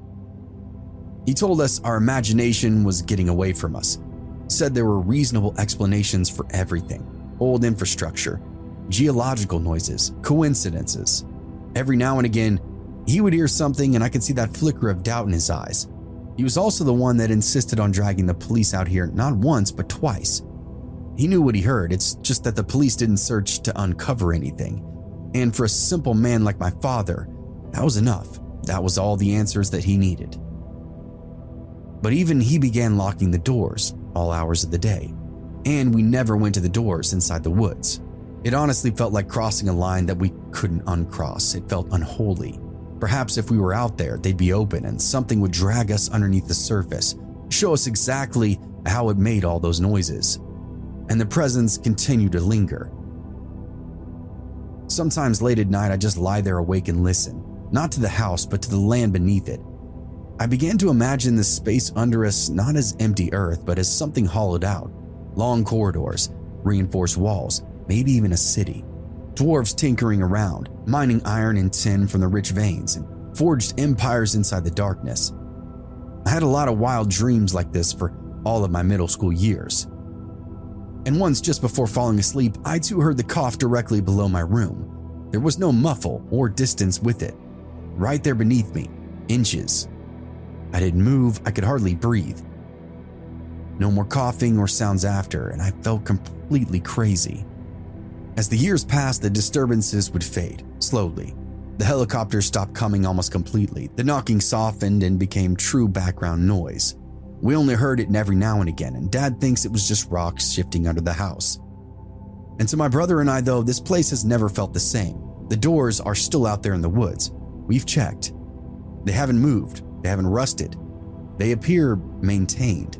No overgrowth, no layers of dirt or dust along the seams.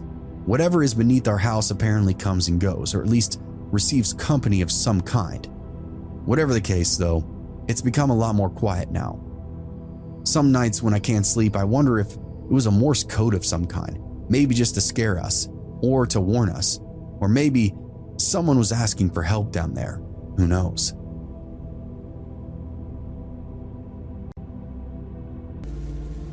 This happened in June near Asheville, North Carolina, along the Appalachian Trail.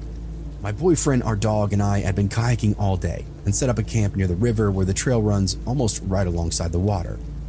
Our campsite was maybe 10 feet off the AT civilization, if you can call it that. It was only about a 5-minute walk down the trail. A road crossing, a dumpster, a small boat ramp. Close enough to feel safe, but far enough to still feel alone. It had been a long, stressful day on the river. Strong current, one rough spill, a near flip, so by late afternoon we were just trying to decompress. We'd run low on weed, so we ate some edibles and just stretched out. My boyfriend was half asleep in his hammock near the water. I was lying on the towel by the tent. The dog was wandering between us. And that's when this man just walked straight into our camp. He came up the trail wearing a full backpacking rig. Big pack, sweat-darkened shirt, trekking poles, legit through hiker gear, you know? And then started talking before he'd even reached us. "Hey, y'all mind taking my trash?" It took me a second to process, then I realized, okay, trail etiquette. Some hikers will hand off their trash if they're passing a place with disposal. I guess that is normal. But we were 5 minutes from a dumpster. I told him that. There's a bin right down the trail. You can just toss it there. Instead, he pulls this large bag of weed out from his pack. "You can have some of this if you take it." That threw me off. Still, I guess free weed is free weed, right? I said sure. He dropped a small handful of nugs into my palm and stuffed his trash into our bag. I asked the usual questions. "You through hiking? How long you been out?" He said he'd been on the trail for a couple of months now. Then he asked if he could hang out and have a beer. And in hindsight, that was the first mistake. At the time, he just seemed like a lonely guy who hadn't talked to anybody in a while. And honestly, I thought he might have assumed that I was alone, but my boyfriend was still in the hammock, half hidden. When my boyfriend eventually lifted his head, the guy was visibly startled, and that confirmed it. He hadn't realized that I wasn't by myself. He kept saying things like, don't worry, I'm not one of those creepy people," which is exactly what creepy people say. Still, I guess the conversation was normal enough. Trail stories, blisters, rain in Virginia, the usual. We decided to smoke using a gravity setup in the river and offered him some since he'd given us the weed. He took a hit, coughed hard, almost like he'd never smoked or something. And that's when everything kind of shifted. He started talking and talking and talking. But it was barely audible, just this low muttering stream of words aimed at the river itself. We couldn't make out all the sentences, just kind of fragments of it. He'd stare at the water while speaking, then suddenly look at us like we were supposed to respond. We'd nod back and laugh awkwardly. Yeah, man, totally. But we had no idea what he was saying. Time stretched, he drank 3 beers, smoked 2 cigarettes, and he didn't leave. At one point, when we stopped trying to engage, he pulls out his phone and starts talking to Siri, then yelling at Siri, calling it a bitch, demanding answers. The river was loud but steady. The trees were still, no wind. Then, out of nowhere, he turns toward us and asked, "On a scale of 1 to 10, how much do I seem like a serial killer to you?" When he said it, it wasn't playful, nor like a joke. It was direct, curious, even serious. My boyfriend and I locked eyes instantly. That silent exchange, like, we're both hearing this, right? We forced out nervous laughter. 1. Definitely a 1. He stared at us for a beat too long, then nodded slowly, a little smile teasing at his lips. After that, we shut it down. We climbed into the hammock together, started talking to each other instead of him. Close circle, body language clear. He said he was going to smoke 1 more cigarette and head out, and I'm telling you now, that was the longest cigarette I've ever seen anybody smoke. I watched it burn down millimeter by millimeter as dusk crept in. He took these long drags, stared at the river, looked over at us occasionally, zero smile or emotion on his face. Finally, he stood up, shouldered his pack, walked back up the trail the way he came. But it was nearly dark, which meant he couldn't be going far. The Appalachian Trail is different at night. Sound carries strangely, footsteps are amplified. You hear movement long before you actually see it. That night we were certain he would come back. Every snapping twig would jolt us upright. Multiple people walked past us on the trail after dark, headlamps bobbing. But they were hikers that we'd seen earlier that day. A strange couple who thought they might live on the trail, but not him. Still, we planned for disaster. If he came back, we'd grab the dog and run straight into the river, let the current take us downstream to the boat ramp. Which sounds insane, I know, especially when we whispered it, but at least it was a plan. We didn't sleep much, which was fine because he never returned and we didn't see him again. Maybe he was just this socially awkward guy. Maybe he'd been alone in the woods for far too long, forgot how to normally interact. Maybe he just got a little too high. Or maybe he approached what he thought was a lone woman at a riverside camp. Maybe he tested the air, stayed longer than necessary, asked a question that he'd been thinking about for quite a while now. The memory doesn't scare me. It's what could have happened out there in the middle of nowhere, smothered in darkness. In May of 2014, a crime in Waukesha, Wisconsin, became one of the most chilling examples of internet fiction bleeding off into reality. 3 12-year-old girls had become deeply immersed in online creepypasta culture, especially the fictional character of Slender Man. Born from the internet forums and amplified through YouTube, Reddit, and other various horror sites, Slender Man had become more than just a scary story to them. To these girls, he was real. In reality, Slender Man had been born on an image board, some say 4chan, in hopes of winning a contest for scariest picture. Slender Man was simply just a creepy Photoshop job of a man in a suit at a park, chasing kids around a playground with his infamously long arms. The rest of his mythos was simply a reaction to that original image. Like many others, they spent months reading lore, watching videos, sharing theories online. Over time, the line between fiction and belief eroded, though. They began to convince themselves that Slender Man existed as a real, supernatural entity, and he was watching them, influencing them, calling them to his cause. According to police interviews, the girls believed they needed to commit a murder to become Slender Man's proxies and to prove their loyalty. They also believed that if they didn't comply, Slender Man would kill all of their families. Their only chance at survival was sacrificing one of their own and becoming pawns for this entity. They lured their friend into the woods under the guise of playing, then stabbed her 19 times and left her for dead. Miraculously, though, the victim would survive. The case would horrify the public, but it also became a landmark moment in online culture, showing how internet mythology, when mixed with youth, obsession, and isolation, could become real enough to inspire real-world violence, even murder. Just a few weeks after the Slender Man stabbing, another internet-fueled tragedy would unfold, this time rooted not in fictional lore, but in a toxic online identity. In June of 2014, Elliot Rodger carried out a mass killing in Isla Vista, California, murdering 6 people and injuring 14 others before taking his own life. Before the attack, Rodger left behind a manifesto and a series of YouTube videos that revealed how deeply he had been immersed in online incel, involuntary celibate, communities. These were spaces where anger, misogyny, and grievance were reinforced through constant online validation. On Reddit-adjacent forums and similar platforms, Rodger absorbed a worldview that framed women and society as enemies, and himself a victim of a rigged system.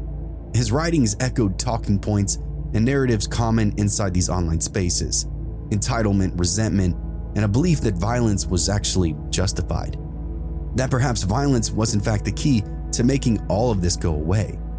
Elliot believed that if he could showcase his fury, perhaps he could scare women into never telling a man no ever again.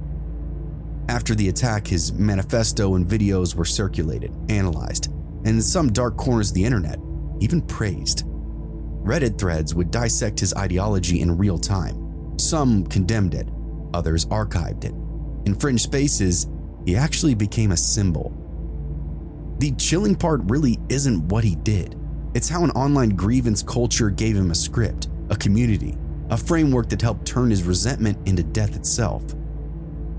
Rodger wasn't frequent on Reddit, but he posted his manifesto, serial killer style, videos almost everywhere, and many different communities analyzed them. Users on bodybuilding.com, where Elliot Rodger was a regular visitor, actually commented on Elliot's creepy, serial killer-like qualities just a week before his actual rampage. Reddit, though, was the rabbit hole. You could find almost anything available on the kid, as well as multitudes of commentary and speculation. They pulled apart every post, every second of footage, and built a profile of Elliot that rivaled that of law enforcement. In the late 2010s, a disturbing online phenomenon began to circulate through Reddit, YouTube, and social media, the so-called Blue Whale Challenge. The story claimed that children were being contacted online by an anonymous curator who would assign them a series of escalating dares over several weeks. The tasks allegedly started small, waking up at odd hours, watching disturbing videos, and gradually escalating into self-harm, with the final challenge being suicide. Journalists and investigators later found little evidence of a centralized organized game. But here's the actual disturbing part. The panic itself was relentless. Schools, parents, politicians, the whole world was addressing this in real time. Reddit threads, warning posts, news segments, and a viral video spread the legend so wildly that kids began reenacting the behavior even without a real organizer. The kids became their own curators. Schools would issue alerts. Police departments released public warnings. Parents reported children carving symbols into their arms, mimicking what they'd seen online. In multiple cases, families directly linked suicide attempts and self-harm to exposure to the blue whale content. Now, whether the challenge existed as advertised almost didn't really matter. The kids had now taken over. The internet had created something far more dangerous, a viral horror narrative that kids believed was actually real. The fear, the dares, the mythology became a kind of digital urban legend that encouraged real-world harm through imitation and psychological pressure, even if they were just pretending. Following all of this, a new kind of internet-driven danger had become disturbingly common: viral challenge culture. Across Reddit, TikTok, YouTube, and other platforms, dangerous dares would spread like HPV inside an army barracks. What started off as jokes or shock content quickly would become trends, and then expectations. Kids were doing things we couldn't even imagine. Some of the most notorious included the Skullbreaker Challenge, where people would kick someone's legs out from underneath them mid-jump. The Benadryl Challenge, encouraging teens to take dangerous doses to hallucinate. The Blackout Challenge, which involved cutting off oxygen to induce passing out. The Fire Challenge, where participants set parts of their body on fire. Reddit threads are filled with warning posts, hospital stories, grieving family members trying to understand how something so obviously dangerous would become normalized. In multiple documented cases, teens would die or suffer permanent brain damage trying to complete any of these challenges. What makes this category so disturbing isn't really just the recklessness, it's the psychology. Online dangerous behavior is rewarded with views, likes, and attention. Algorithms push extreme content. Peer pressure is amplified by visibility. What would have been dismissed as a stupid idea becomes a trend, and then a rite of passage. It becomes addicting when those views hit. It's the same pattern as the earlier cases. The internet doesn't just suggest behavior, it normalizes it, it gamifies it, it dares people to bring it into the real world. I suffer from autism, social anxiety, PTSD, and severe anger issues. At school, I'm usually mocked by other people for being the weird white kid. I get called a school shooter a lot because I had a really unhealthy obsession with the Columbine massacre.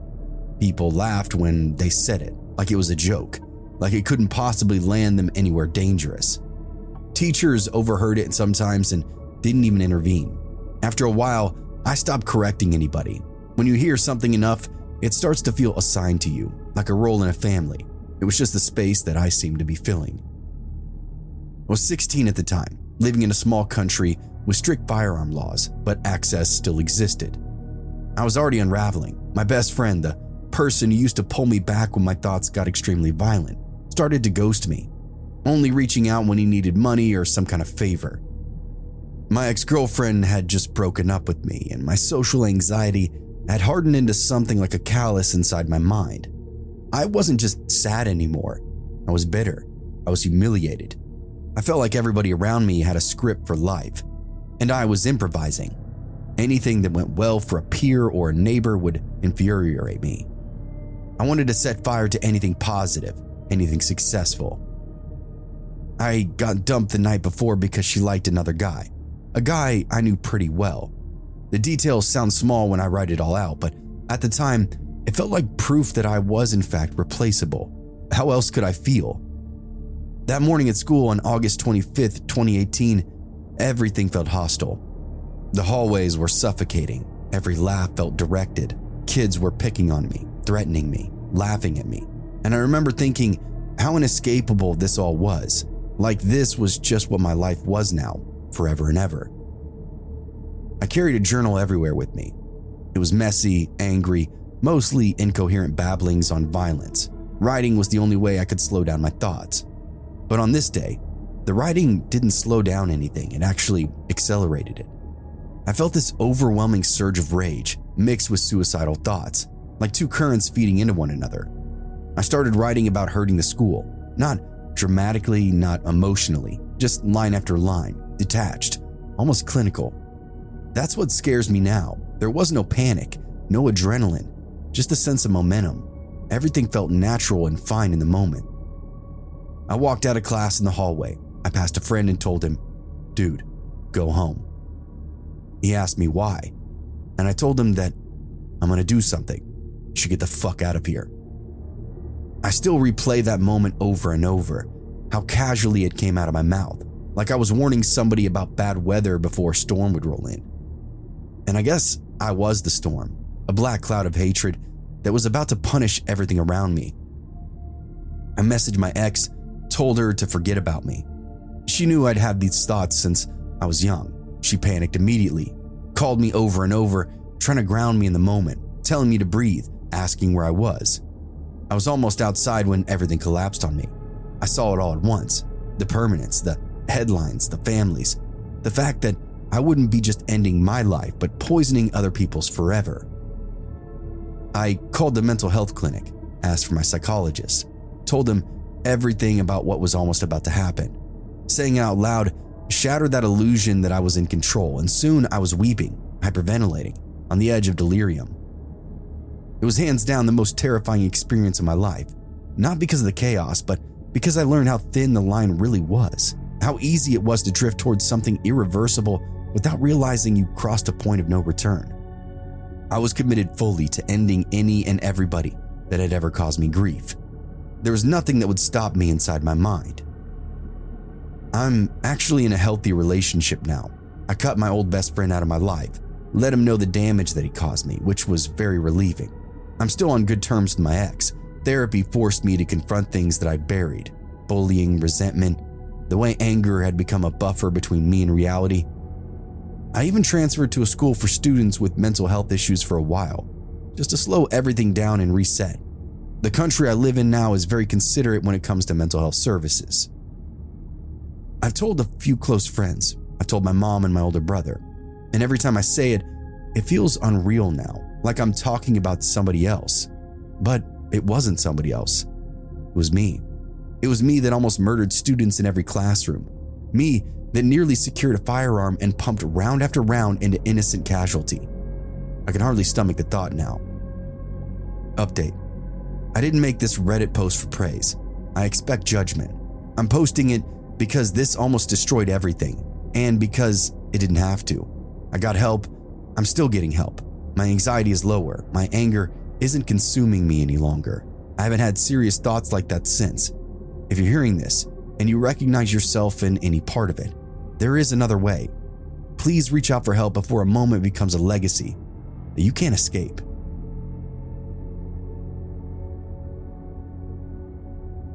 When I was 12, I learned something about the local woodland. My best friend Alex's father had bought this huge stretch of forest about an hour outside of Montreal. It had been nothing but trees when they acquired it. They cleared a small patch for a house and left the rest untouched. A dirt road cut through the property, running for several kilometers before reaching a few scattered homes that were further up. The road divided into two completely different worlds. On the right side, the side with the house, the forest was open, golden, rolling hills, deciduous trees that let sunlight spill through them. It felt breathable, friendly, safe enough for kids to wander, dogs without a leash. It felt like home. On the left side, there was a ditch about 2 meters deep running parallel to the road. The ditch was strange, filled with rusted car parts, wheels, doors, steering columns, moss covered, and half buried like relics from some mechanical graveyard. Beyond the ditch rose this steep hill, thick with dark conifers. The trunks were nearly black, the canopy swallowed all of the light. And at the top of that hill was a swamp ground. We called it Demon Forest. And it's not a joke, not really. We all felt it, a pressure change, a subtle animal instinct that said, don't go up there, don't stay long if you do, leave, go back to the road. We rarely climbed up that hill. One autumn afternoon in 2001 or 2002, my family was visiting Alex's. We got bored listening to adults talk and decided to walk the dirt road. Alex's father warned us before we left. Something had been getting into their trash. He thought it was a large dog that belonged to somebody further up the road. He said it looked horrific, diseased, patches of fur were missing, not healthy. If we saw it, don't approach it. It was overcast but calm. The air was still in that heavy pre-winter way. Fallen leaves carpeted everything in gold and red. We walked uphill with the bright forest to our right and the demon forest to our left, shoes crunching with every single step. That uneasy feeling crept in further as we climbed, and about halfway up the slope, I saw something that stopped me. A large pine branch extended over the road from the dark hillside, and tied to it was this pink ribbon. Now, that alone did not make sense. Nobody else lived directly on that land, and there were no little girls. No reason for something delicate and bright to be hanging from a tree deep inside a private forest. What made it worse was that ribbon was whipping violently in the air. It flapped almost horizontal, and there was no wind. The trees were still. The leaves on the ground weren't moving. My hair wasn't moving. I licked my finger and held it up the way my dad had taught me to. Got nothing. But that ribbon snapped and fluttered as it caught steady in a gust. I reached up and touched it. It moved strangely against my fingers, and for some reason, I couldn't even speak. I wanted to talk about it, ask about it, but the words wouldn't come to me. Alex, on the other hand, didn't seem to care. He was distracted, scanning the hill. I didn't push it, and we just kept walking. Eventually, the steep hill softened into a clearing, a half-circle slope carved away from the trees. It felt theatrical, as if we stood on a stage and the forest above us was an audience, looking down on what we might do. The ground between us and the tree line was open, covered only in fallen leaves, no brush, no shrubs, clear visibility all the way to the top. Alex froze next to me. "Did you hear that?" he asked. I hadn't. He said there were wildcats in the forest. His dad had seen them. One had kittens. He was suddenly thrilled by that idea, and he insisted we heard a meow from up there. I told him again that I didn't hear anything, but before I could stop him, he cupped his hands, meowing loudly toward the trees. The forest answered him back. A clear, deliberate meow, not an echo. It wasn't distorted, clear as daylight. Alex lit up immediately and did it again. And again, the woods responded back to him. Every time he meowed, something above us would meow back. Exactly once in response, every time, a perfect mirror. Even at 12 years old, I knew animals don't behave like that. Wildcats don't conduct conversations with children, and there was no echo in that space. The leaves and soil would have swallowed it, and yet there it was, this touch of feedback, a distortion, and it continued to answer. Then out of nowhere, the leaves up the hill began to rustle. Something was moving toward us. The sound was heavy, whatever it was huge, heavy, two-legged, crunching through the leaves without any kind of hesitation, without any care for being heard. And yet, there was nothing there. We could see the entire slope between us and that tree line. Nothing was moving. Nothing broke the surface of leaves, no shape, no shadow, but the rustling multiplied. Alex grinned over at me. "The kittens are coming. It sounds like a whole litter." My eyes went wide and shaky. I felt like Alex wasn't Alex anymore. What he was saying, there just wasn't any logic to it. There's now several distinct sets of movements, closing in, fanning out. Still nothing visible. Alex continued to smile, clasping his hands together in anticipation. Panic began to start in my stomach, though, and climbed up into my throat. The clearing felt exposed. We were out in the open, no quick exit, standing in an open space with invisible movement surrounding us. I heard it then, loud, wet panting, right at my feet. For a split second, my brain tried to normalize it. I had a husky at home. I knew that sound, but then reality slammed back in me. There was no dog there, yet the panting was inches from my leg. I looked down, nothing. But my brain understood there should be something in my field of vision, right? In that moment, my entire consciousness fizzled and popped. I short-circuited. The panting continued, heavy, close, as if a large dog stood pressed up against my shins. I spun in a full circle, screaming, but there was nothing. No animal, no movement, no shadows. The clearing was completely empty. Yet the panting did not stop. I looked up the road. About 100 meters away, at the crest of the hill, stood this lone dog. Large, broad-headed. Something like a Rottweiler, but zombified. Fur was patchy, missing in spots. Skin was visible, but dirty, unkempt. Open, festering wounds here and there. It was staring right at us. There's no possible way I could hear that dog breathing from that distance, though. But the panting at my feet was unmistakable. That was the moment that instinct kind of just took over. I ran, faster than I ever had before in my life, and Alex was beside me. We didn't look back. We tore down the hill until the house came back into view. We never walked that road again. We told his dad that we saw the dog, and he went and paraded around with a rifle for a bit, but didn't see any sign of it. We called it a day and spent the rest of it inside. Years later, I still went to Alex's house. We partied there as teenagers, drank too much, smoked too much, stayed up late. But stepping outside at night just always felt spooky still. The forest was aware of us. When I slept over, I sometimes woke up in that half-conscious state, feeling something in the room. Once I swore that I saw something near the ceiling, a shape that wasn't a shape, just pooled up like a liquid darkness. We never talked about that day either, not once. As an adult, I looked into the history of the land. It sits on a territory traditionally inhabited by Algonquin peoples, possibly Mohawk depending on the boundary lines. The knowledge doesn't really explain what happened though, the ribbon, the mimicry, the energy, but I do know this. Something in that forest responded when we called, and whatever draws breath out there apparently doesn't need a body to do it.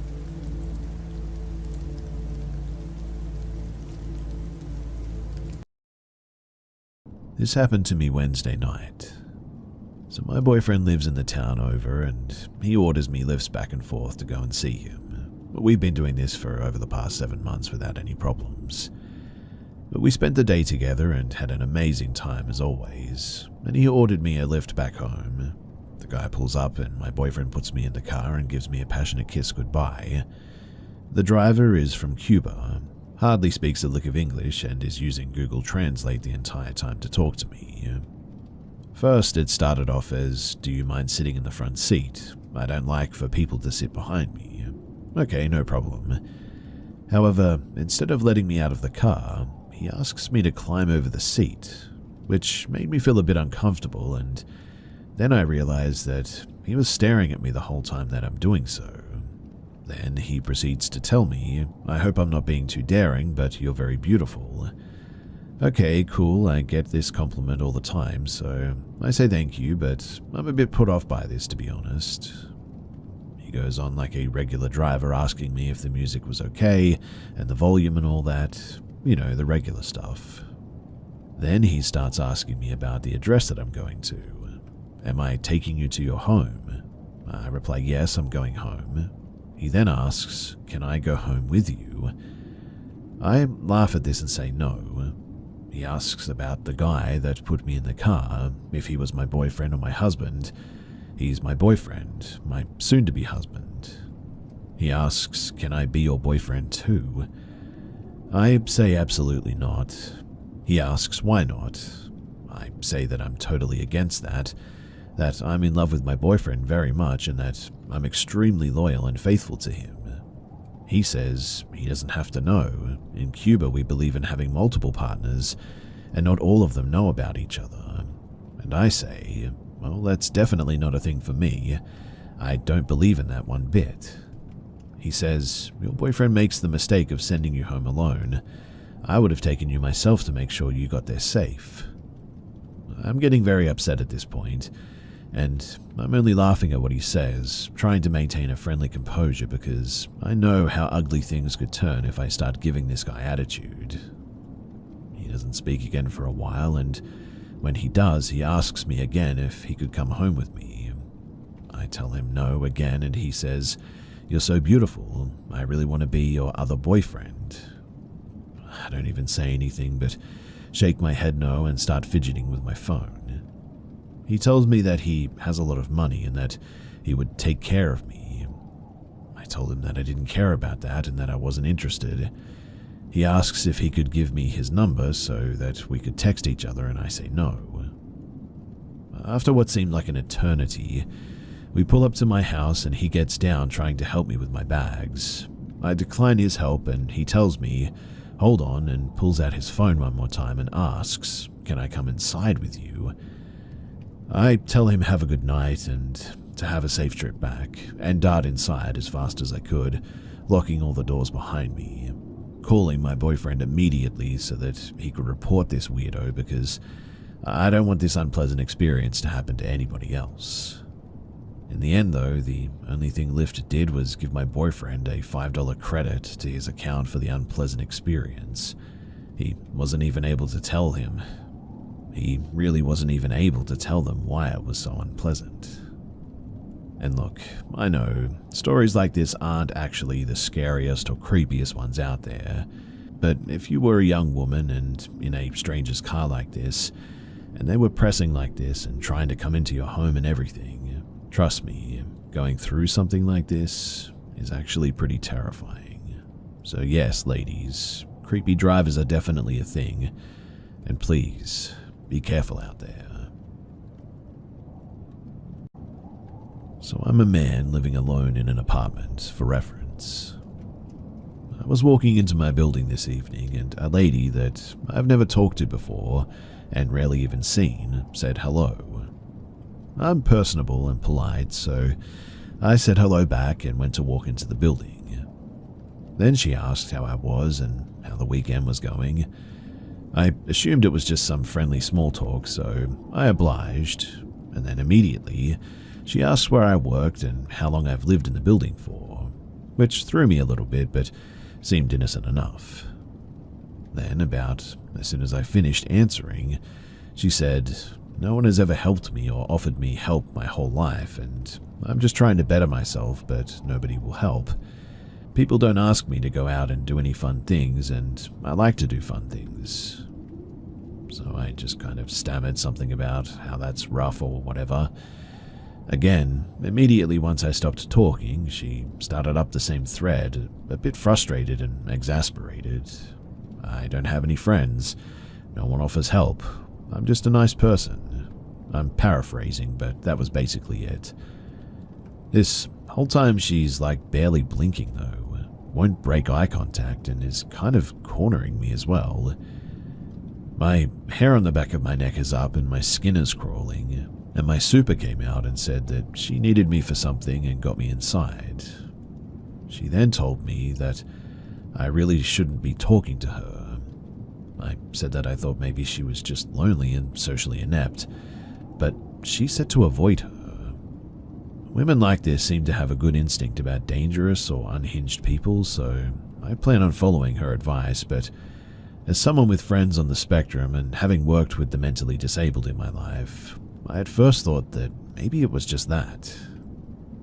Now, it's been a few hours and honestly, I still cannot shake this uneasy feeling. I thought that I would ask anybody here if they knew what this might be, or maybe if this is ringing any bells or setting alarms off for anyone, because I don't want to treat someone who is just eccentric as a pariah, undeservedly too. But honestly though, I would be lying if I didn't say that my gut is screaming for me to be careful.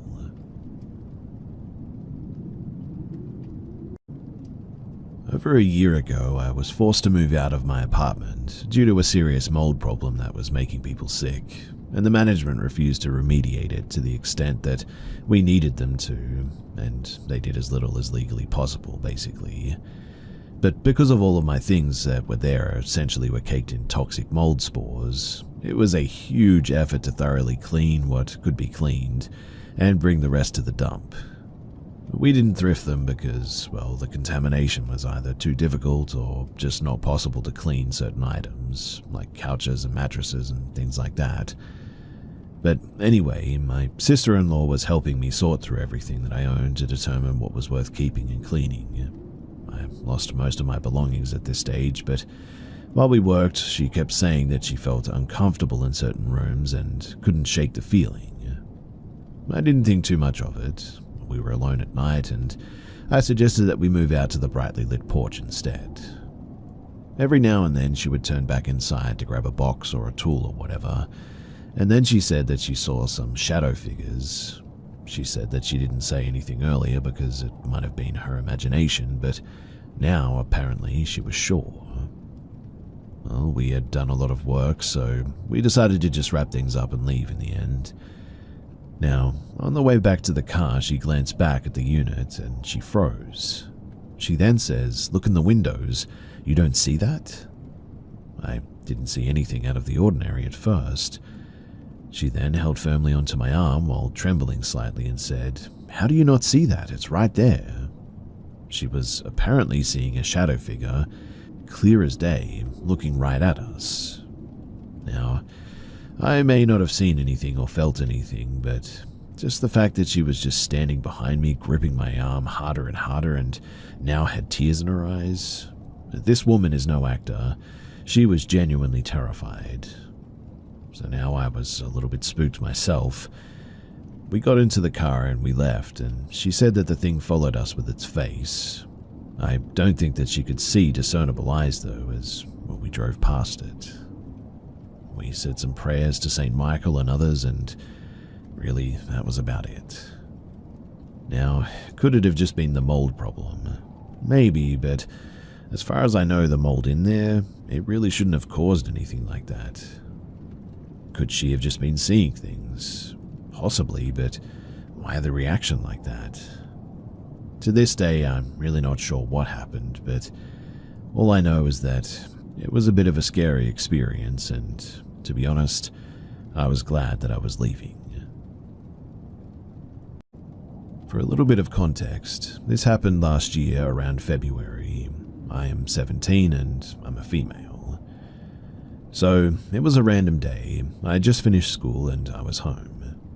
I've always been very scared when I'm home alone, but it's not like all the time, but sometimes it just gets to me and I feel very bad and a bit paranoid, really.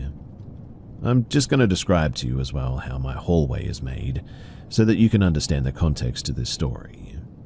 So at the beginning of the hallway, there's my bedroom on the left, and after that, there's my parents' bedroom, still on the left, and at the end there's the bathroom that is the toilet too. The door to the bathroom is weird though because there's sort of a curved window in it, so if I'm inside the bathroom I can see movements and vice versa if I'm outside. I can also see movements from inside the bathroom, but it's not very clear. Anyway, so I was in my room and I decided to go to the toilet that was in the bathroom. And when I was in it, I didn't close the door or anything because, like I said, I was home alone. And then I heard a sound coming from my parents' room. Like the floor was creaking and somebody was walking towards me. Of course, I locked the door right away. And so, I had 10% of my phone and all that in all the horror movies. Quite honestly, I have zero survival skills and I didn't think that it was that serious, so I called a friend on FaceTime and told her everything, but really I was scared, but sort of still laughing. It's what I do when I get terrified. So I decided to approach the said curved window that I mentioned earlier, and that was when I saw a man. I started to scream like I'm calling the police and leave and stuff like this. I didn't have a lot of battery on my phone, but I decided at this point to call my dad, who quickly rushed home. But still, at this point I had no battery and I just had to pray for my dad to get home quickly. I was scared and I imagined that when my dad was going to open the front door that the man was going to jump on him or something like that. After about 45 minutes where I was just sitting in the bathroom on the toilet, but holding the door in case the man tried to push it open, my dad finally arrived. And trust me, I heard the floor creak again. And then my dad told me that I could come out and that there was really nothing there. In fact, there were no windows open or anything. I was really confused by that, and I think about this whole thing often. Like, did I imagine everything, or did something really happen? Just so you know as well, I'm really not into the supernatural stuff or explanations, so my theory is that somebody actually broke into the house at some point. I happened to come home at around that moment. They hid, they were somewhere around the house, and they got out before my dad got home. Really, that's the only logical explanation for it. Still though, whether paranormal or not, that is a terrifying thought.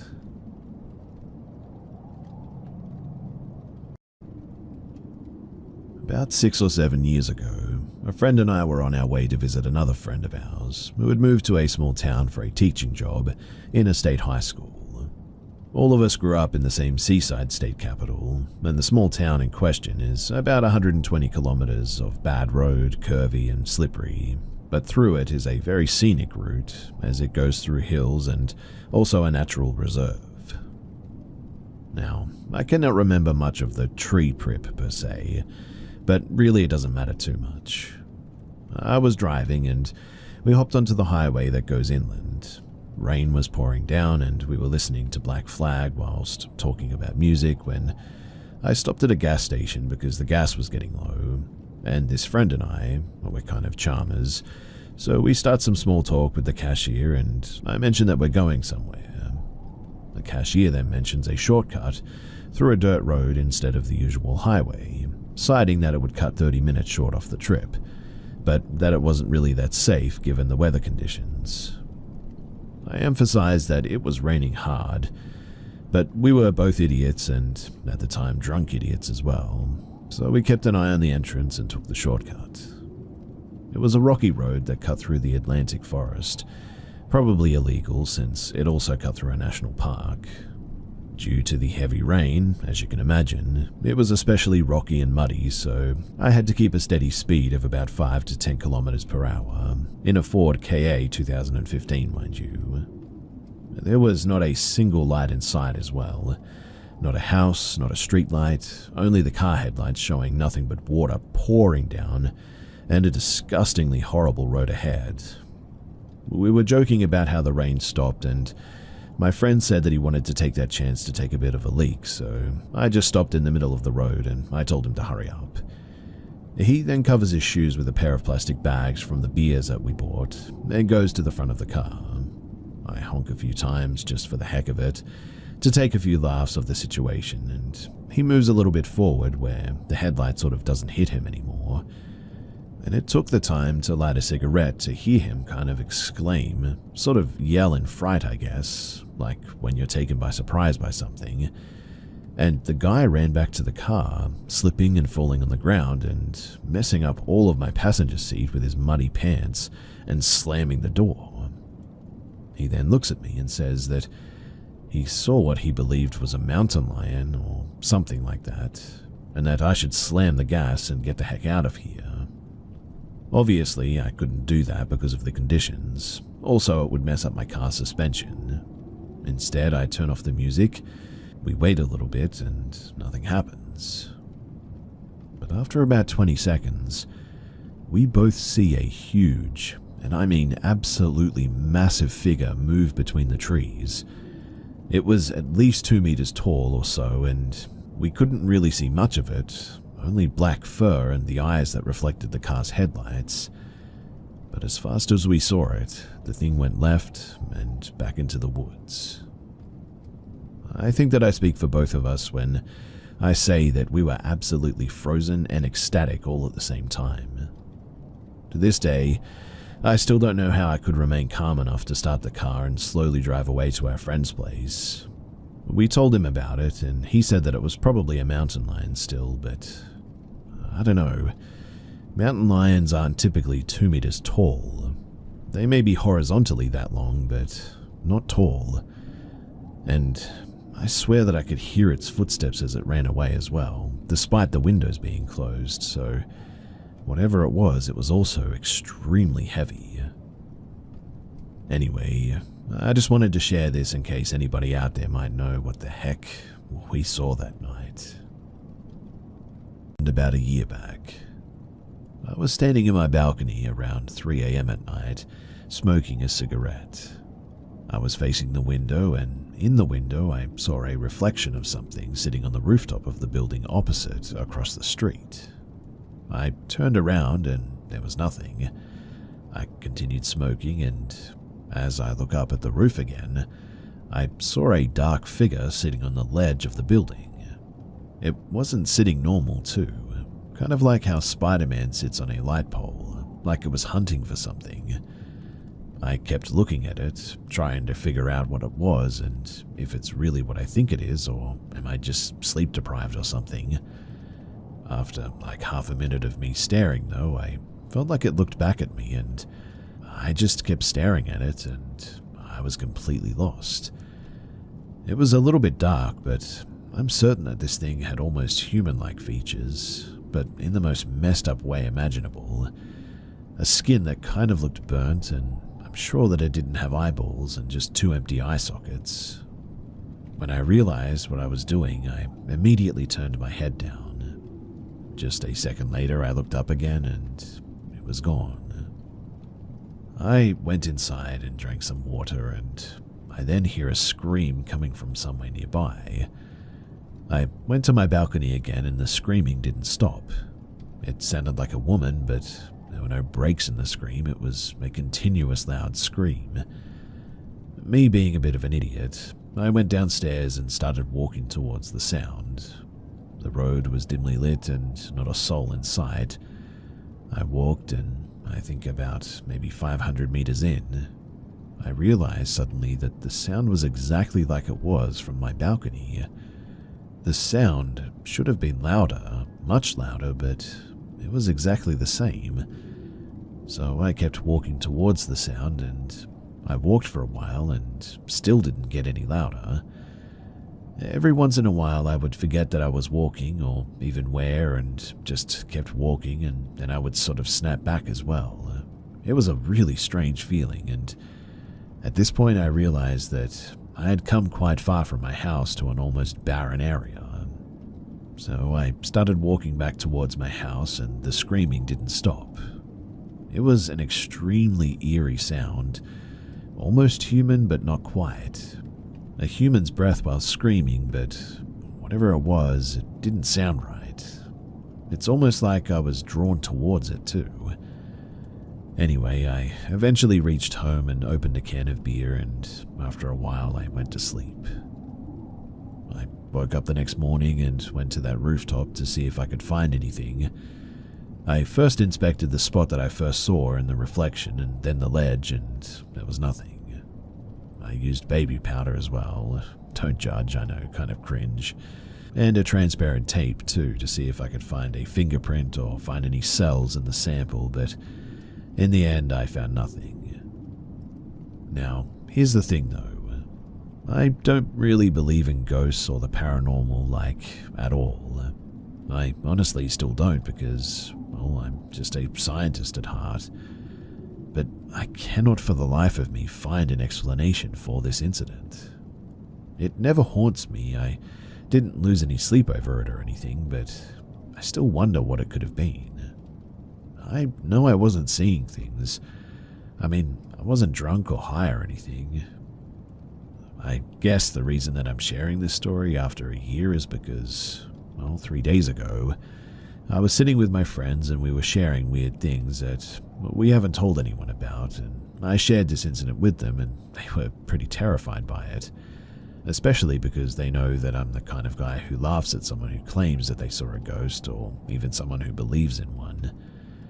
A friend told me that she didn't sleep the night after going home and recommended that I share it here to ask people what they think it was. So, what do you think that it was?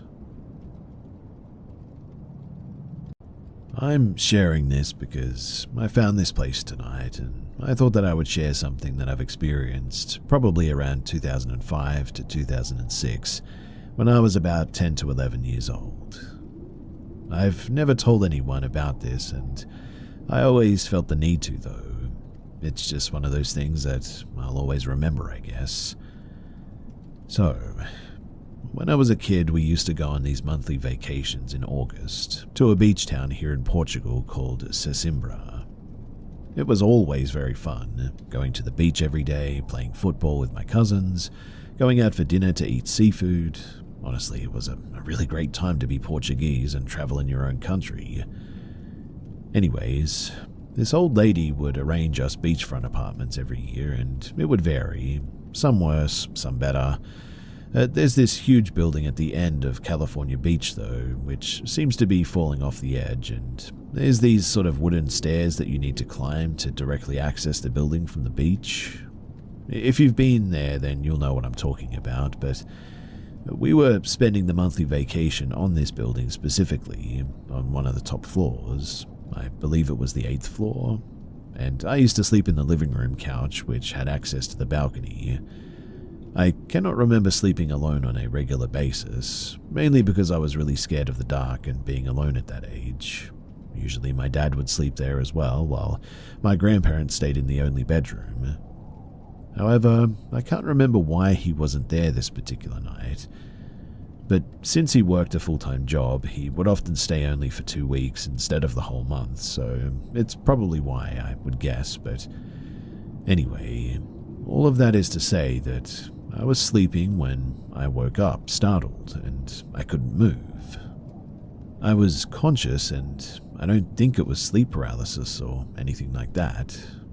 I was just terrified because of what I was hearing and seeing. It was a loud buzzing sound and a sort of light blue light covering the whole living room.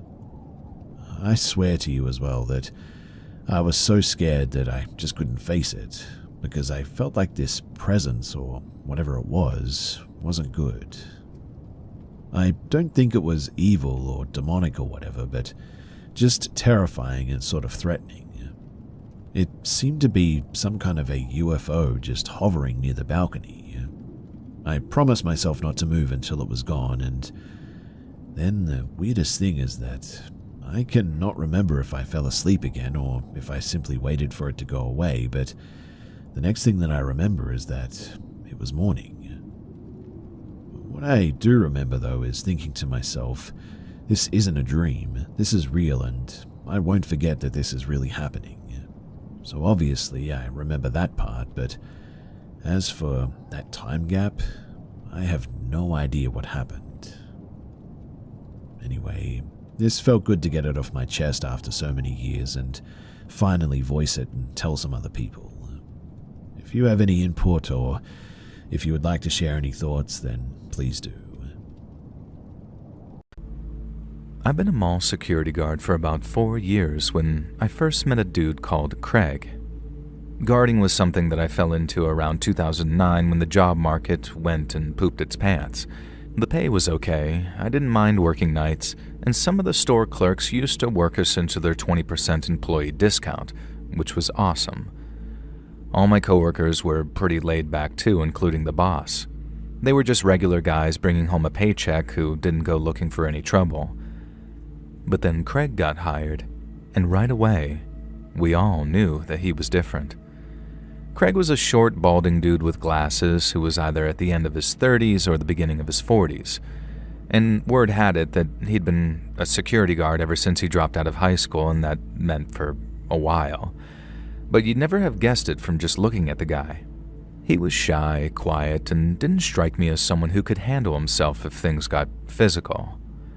But our boss said that he'd gotten amazing reviews from his references and hadn't taken a sick day in almost 6 years straight. Now, I guess you can't train that kind of a reliability into someone, and you gotta snatch it up where you can find it. So Craig got the job, and it wasn't long before I was working shifts with him.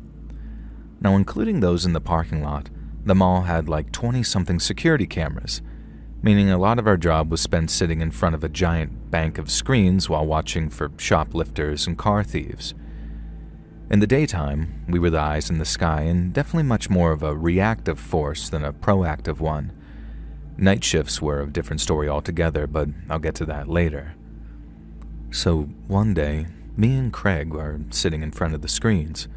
We can access each individual camera feed from the monitor on our computers, which we use to clip and store footage should we need to. But for the most part, We don't do that unless we've got a good reason to. So when I noticed how Craig was watching this one store without a break, I got kind of curious. When I noticed that he was watching the store that sold clothes and toys for the under fives, I asked if he'd spotted something suspicious. Now, it's kind of sad, but that store was one of the biggest shoplifting spots in the whole mall. I guess the junkies figured out that formula and baby clothes sold fast over at the Hundreds block, so it became a real problem after a while. But then when I asked him, Craig switched over to the camera feed of another store and sort of said something like, "Oh, never mind. It was nothing." Now, I didn't pay it much mind at the time. I did the same thing myself from time to time, but then that same shift, about an hour before clock-out time, I caught him doing it again. And that time, he just straight up denied it. Now, I said something like, "Watching the baby store again, huh?" And then he just sort of flicked over to another store again, saying, "What? No." Now, I somehow got into my head that he had some crush on the girl who worked there, and in all fairness, she was cute, so it did track. I also thought that I had a little theory confirmed when I teased him with the prospect, and he turned as red as a stop sign. Now, I said, "You are into her, aren't you? You gonna ask her out? Come on, do it, dude. Don't be a wuss." He didn't get mad or anything. He just told me to stop while trying to keep a grin off his face. I left him alone, but not enough being like, turns out you're human after all. You're all right, kid." I clocked out maybe an hour or two later, and Craig grinned as I said, "Hey, don't let anyone else catch you crushing on the baby store girl again. They'll think you're stalking her." Over the next month or so, I was on a sort of string of night shifts watching the mall overnight, and 2 of those shifts were spent with Craig. I didn't see him as creepy robot anymore, just a quiet guy who focused on what was in front of him.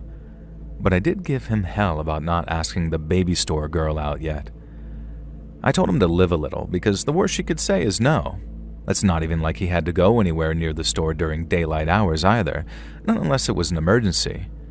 But still, all he did was grin and tell me to just buzz off. Now, night shifts were different to days in that we actively patrolled the mall complex once every half hour. Now, one guy would leave the office and take a walk around, while the other stayed behind to watch his back from the screen bank. We wouldn't always keep our eyes glued to the screens, not unless the walker called on the radio. So as Craig was walking around the mall from the 2:30 a.m. patrol, I wasn't paying attention to what he was doing. And not until I happened to look up and see that one of the store's shutters had been partially opened. Now, right away, I radioed over to Craig saying, "Dude, one of the stores is unlocked." And then I had this weird sort of like twin moment of realization as 2 thoughts hit me at once. Craig wasn't answering his radio, and the store that was open was the baby clothes store. Now, right away, I'm thinking, uh-oh, Craig's in the baby store, mainly because we were not allowed to just walk into the stores after closing time, not unless something serious is going down. And since Craig was so reliable, I figured that there's no way that he'd be risking his job like that unless there was something wrong. So I grabbed my keys, and off I went to the baby clothes store. Now, a few minutes later, I'm ducking under the half-raised shutter, yelling out, "Craig, you in here, buddy?" And immediately he responds, "Yeah, I'm here," and steps out from behind one of the displays. He almost scared the crap out of me, and then I asked what the hell he was doing, and he told me he thought he heard something from inside the store. Now I say, "Dude, why didn't you hit me up on the radio? That's why I'm here." As in, why I was sitting at the screen bank. Now he hears something, he calls it in, and I can see past the shutters and into the store with nothing but a swivel on my chair. So as soon as he said it, I knew his excuse was nonsense, and I reminded him of what he was doing might actually get his butt fired. And it was like dealing with some dumb newbie. Only Craig was not some dumb newbie. He knew the job, and he was pretty good at it, so it made exactly 0 sense to me why he was acting the way he was. And so the next night, Craig kind of thanks me for, I don't know, caring about him, I guess. And he thanked me for not telling on him, and he also thanked me for getting him out of that store, which was weird because it was almost like the way an alcoholic might thank you for stopping him from drinking. And I guess that didn't ring the alarm bells that it should have, because at the time I just wanted to know what he was doing in the baby store so late. And that's when he broke eye contact and said something sort of like, I'm gonna be a father. And then right as I'm about to congratulate him, he added, and I'm scared. I told him something along the lines of, it's okay to be scared, but I'm sure you'll be fine. But I didn't mean it. Not because I'm the kind to offer empty platitudes, but because I didn't believe him. I'm not saying that I have a particularly advanced bullcrap detector or anything like that. I just don't care how quiet a guy is. If his wife or girlfriend is pregnant, he complains to his buddies at work about it. Even if Craig wasn't the type to complain about it, I didn't buy him not bringing it up before that moment when I confronted him about that store. And I didn't all the way confront him, as in like I didn't call him out on complaining that he was going to be a dad. I just knew that from then on, that he was hiding something, or at least he was maybe hiding something. It was just enough to affect my opinion of him until I knew what that thing was, and when I found out, it was almost like a bomb going off. Craig acted nice and normal for the rest of the time we worked together. I didn't catch him staring at stores, and I didn't catch him in any stores after hours either. He was just Craig. Quiet, weird Craig who lied about having a pregnant baby mama because the next time I asked about it, he totally responded to me saying, "Huh? Oh, yeah, she's fine," when I asked about her. Now, I thought it was weird as hell to lie about something like that, and I hoped that the real reason wasn't like sinister or anything. But that, as it turned out, was nothing but wishful thinking. And on a day when I had to do night shift with Craig, a friend of mine sent a message to the Facebook group chat we shared. Now, the first notification read something like, Chris sent a video, and then the rest were him sending things like, oh my god, LMAO, check out this loser freak. And he used to send tons of stuff like that to the group chat, weird videos or memes and all that kind of stuff. And so sometimes they were really funny, and other times they made your skin crawl. In this case, the video was most definitely of the skin-crawling variety. When I opened it, all the camera showed was what looked like a kid's room, and then out of nowhere, a grown man dressed as a baby walked into the shot and then turned towards the camera. He was wearing one of those weird baby hats, the bonnets, and some makeup, and had this almost oversized pacifier in his mouth. So at first I didn't recognize him, but he had to take the pacifier out to speak, and when he did, I suddenly realized what I was looking at. It was Craig, the adult baby now babbling about mommy and having a full die-die, and then pretending to cry, saying, wah, wah, wah. I remember closing the video, and then just standing there in my kitchen for a second or two, just not really knowing what to do with myself. Obviously, one of the thoughts going through my head was, that's why Craig was in the goddamn baby store. He obviously couldn't wear any of the clothes there, but knowing why he was interested in them made my skin feel like it wanted to crawl off my bones. But then my other thoughts involved stuff like, was Craig dangerous? Was he some kind of PDF file whose thing was dressing up like a baby? I had no idea, and it's not like I wanted to dedicate any brain power to it either. It made me feel uneasy and very queasy thinking about Craig all dressed up like that, but it made me even queasier thinking that I had to spend 10 hours in a shopping mall with him, completely alone. I ended up calling my buddy Chris, the one who sent the video, to ask where he'd found it and how many people he'd sent it to. He said someone from his job sent it to him and that he'd sent it to just about everyone he knew, with obvious exceptions for family. Now that meant the video was going around town, so it wasn't going to be long until Craig got recognized for being the giant man baby in it. And while a heck of a lot of people were going to laugh their butts off at him, I knew that there would be people that thought he was a predator and would want to hurt him. But was he a predator? Or was he just some harmless weirdo? Now that was the real question, so that night while we were at work, I decided to just ask him about it. It was probably one of the most awkward and creepy exchanges of my entire life, and it took me like 3 hours to work up to it too. I wasn't scared of Craig, at least I wasn't physically intimidated by him, but if I confronted him on what was no doubt a deep, dark secret, what was to stop him from freaking out and pulling a knife on me or something? Even if he didn't and just straight up denied all knowledge, spending the rest of my shift with him was going to be awkward as hell, so it was definitely a period where I thought to myself, just mind your own business and let whatever happens happen. But I couldn't, and in the end, I asked him. The second I said, "Hey Craig, I saw this video today," he turned even redder than I had asked him if he had a crush. Now, I cut myself off after the day and just watched his reaction to sort of gauge it, and I swear to God, Craig started sweating right there in front of me. I told him I figured that he knew which video I was talking about, but he didn't move and he didn't say anything. He just stayed sat in his chair, eyes locked on the screen bank, swearing and shaking like he was coming down with some fever. I guess I didn't really know where to go from there. He'd already admitted it silently, but it was an admission all the same. And I don't think I expected him to do anything but deny it till he was blue in the face. And so once I had the admission, I went to what I considered the most important question of all, which was, "Craig, are you a weirdo for kids?" And then, and only then, did I get a reaction.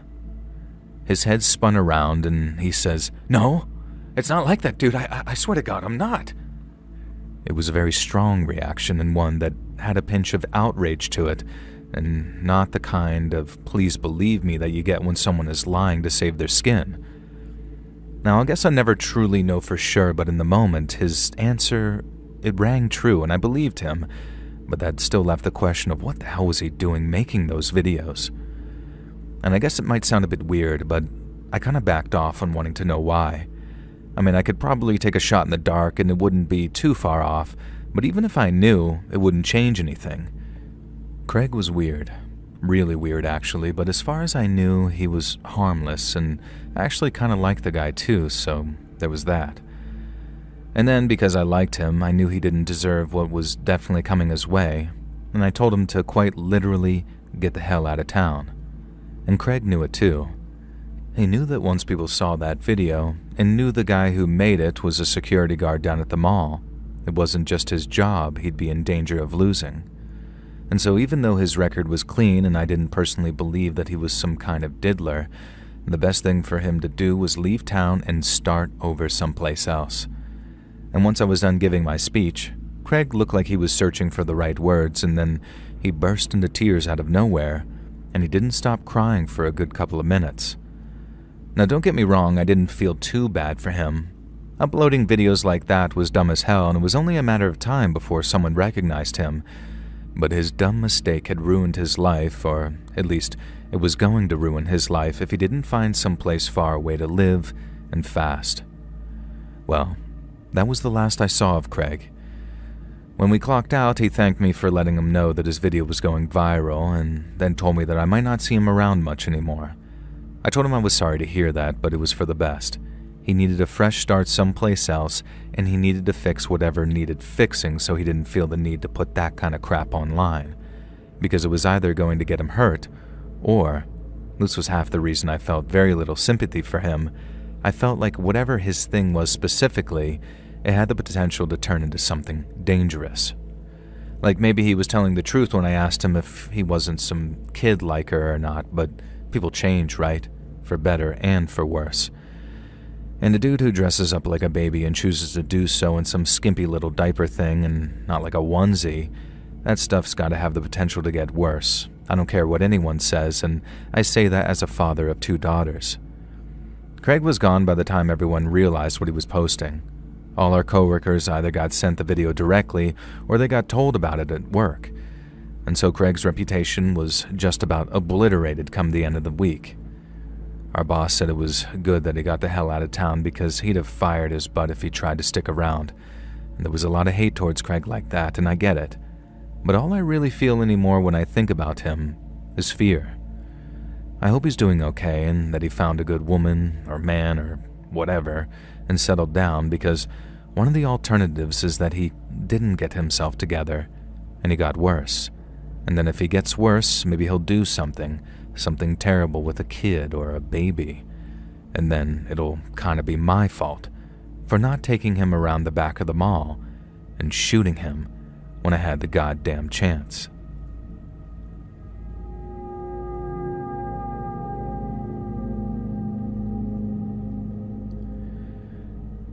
I've worked in medical science for nearly 20 years now, mostly as a lab technician, but also as a coordinator and principal investigator.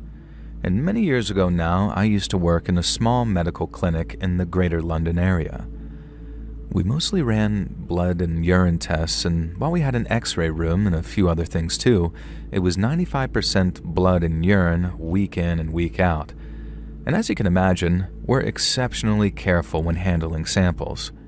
I can't imagine many of you have received calls saying, we misplaced that blood you gave us. Can you come back and give us some more? And that's because we're really careful with them. And so one day, when one of our nurses came to us saying that he dropped our sample, our first thought was concern, and not for the bloody sample, but for him. Now, I don't want to use his real name because that'll give away which clinic this took place in, so I'll just call him Dave. And when Dave dropped a sample, I was worried that he might not be feeling well. When I asked him what happened, Dave said that the beaker dropped from his grip after he suddenly became lightheaded. So we sent him home for 2 days, then he came back feeling much better. Now, Dave was a great nurse, an asset to the clinic, and God knows we wanted to look after him. So a couple of weeks later, when it happened for a second time, I recommended that he just go to the doctors for a full checkup. Dizzy spells can be a sign of some pretty nasty illnesses, but following a full medical exam, he was told that there was nothing wrong with him. We were relieved, why wouldn't we be?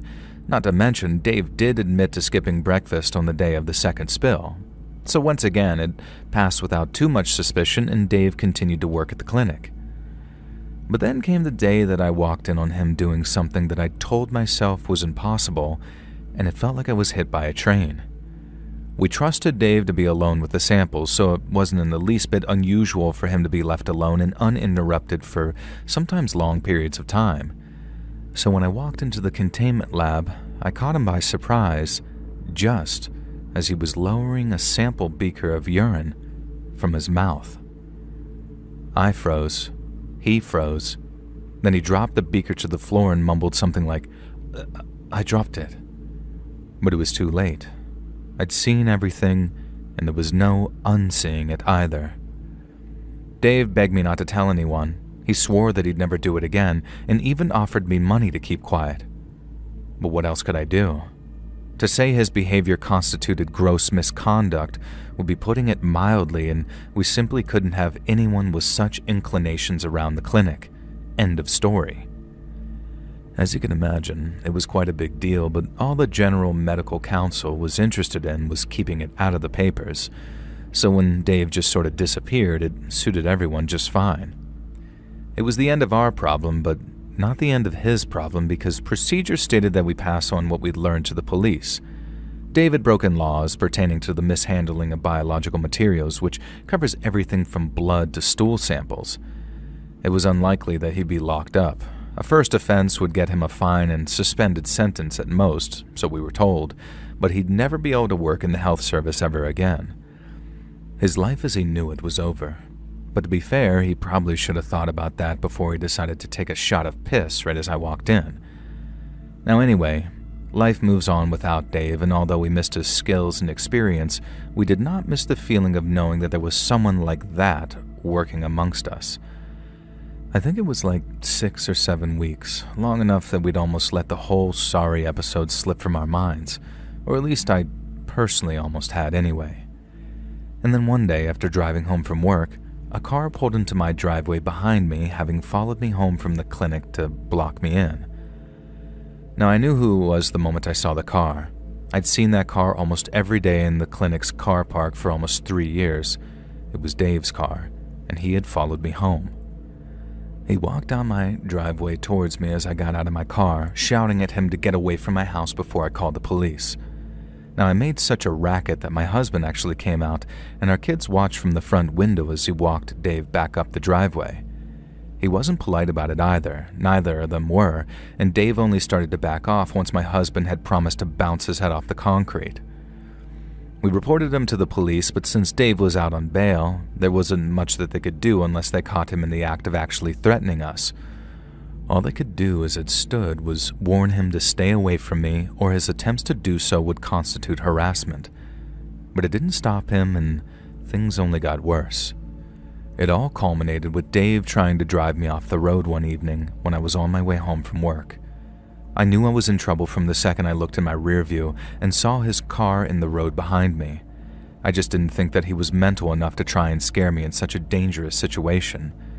I don't think he wanted me dead, or maybe he did, who knows.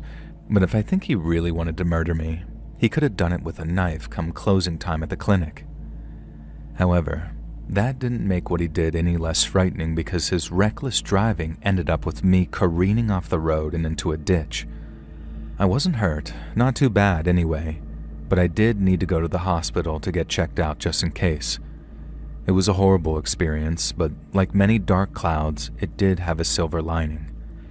Dave's dangerous driving had been caught on several cameras, meaning he was swiftly arrested and kept on remand before his trial since it was deemed that he was a threat to the public. The new dangerous driving charge meant prison was now on the cards, and although he only got 3 months for all the offenses he racked up, it was still 3 months where we could all feel safe again. He didn't bother coming back to do anything, not to my house or to the clinic. He did 3 months of a 6-month sentence, meaning any other offense would have him recalled to prison. Now, I was appalled at what a light sentence he got at first, but now I actually appreciate how smart it was. 3 months is nothing to sniff at for a first-time lag, and then the prospect of another 3 months in jail was enough to deter Dave from any further threatening interactions. And it's a bloody good thing that he didn't turn up at our house again, because I swear my husband would have done time for murder.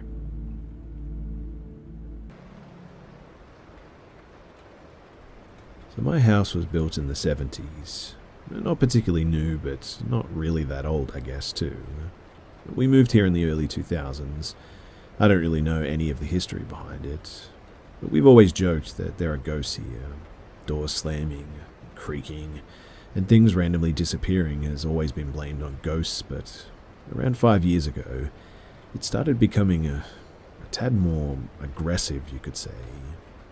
The sounds of light footsteps in the hallway, scratches from the second floor and inside the wall. Mind you, we have no rodent problems, so it seemed sort of unexplainable to the entire family. Then, one day, around 3 to 4 years ago, I was home alone sitting in the living room when a loud bang appeared from the second floor. It was so loud I was worried that the upstairs cabinet had fallen over on the floor or something. When the bang hit, my lights flickered too and the TV turned off and on. I could feel the shake all the way down the stairs. I went up to check what happened, obviously, and when I did, everything seemed the same. This has happened several times now, and it's almost entirely identical. A loud bang, a shake, flickering lights, but nothing ever seems out of place. What makes this worse, too, is that you can't hear it when you're upstairs. You can only hear it when you're downstairs. I know that sounds weird, but that's what happens. I've been called on my phone to stop slamming the door so hard when I'm laying silently in my bed and stuff like that, and I haven't heard a thing. In the past year, I've also started seeing things. I might just have imagined things, but at one point I could have swore that I saw a toddler sleeping in my brother's bed. I saw her pretty clearly too. She was young, maybe 3 years. She had long blonde hair and her arm hung over the edge of the bed. When I approached her, she just disappeared. This was probably a year ago, but it still really confuses and spooks me. Then, a few weeks ago, I encountered her again. I was home alone when someone knocked on the door. I was a bit confused as I wasn't expecting anyone. As I approached the hallway, I heard the door closing and I heard a young girl saying, "Hello," like she had just come home and was announcing her being there. I felt chills run down my back, but I still opened the door to look. My brother is 5, and I figured that he might have just come home early or something, but no one was there. Today, I closed the door, like properly shut, and then it just opened a bit again. And when I looked at the open door, it shut again quickly, closed. And now I keep hearing banging sounds from downstairs, and I just don't know what to do. I'm like unironically kind of worried. Also, I don't know if this matters, but the dreams that I get in this house are always so vivid compared to when I'm not at home. Sometimes I wake up with the sheets off my bed and blanket as well because I sleep so uneasy, I guess. Anyways, I could really do with some advice. I don't think speaking to whatever this is works.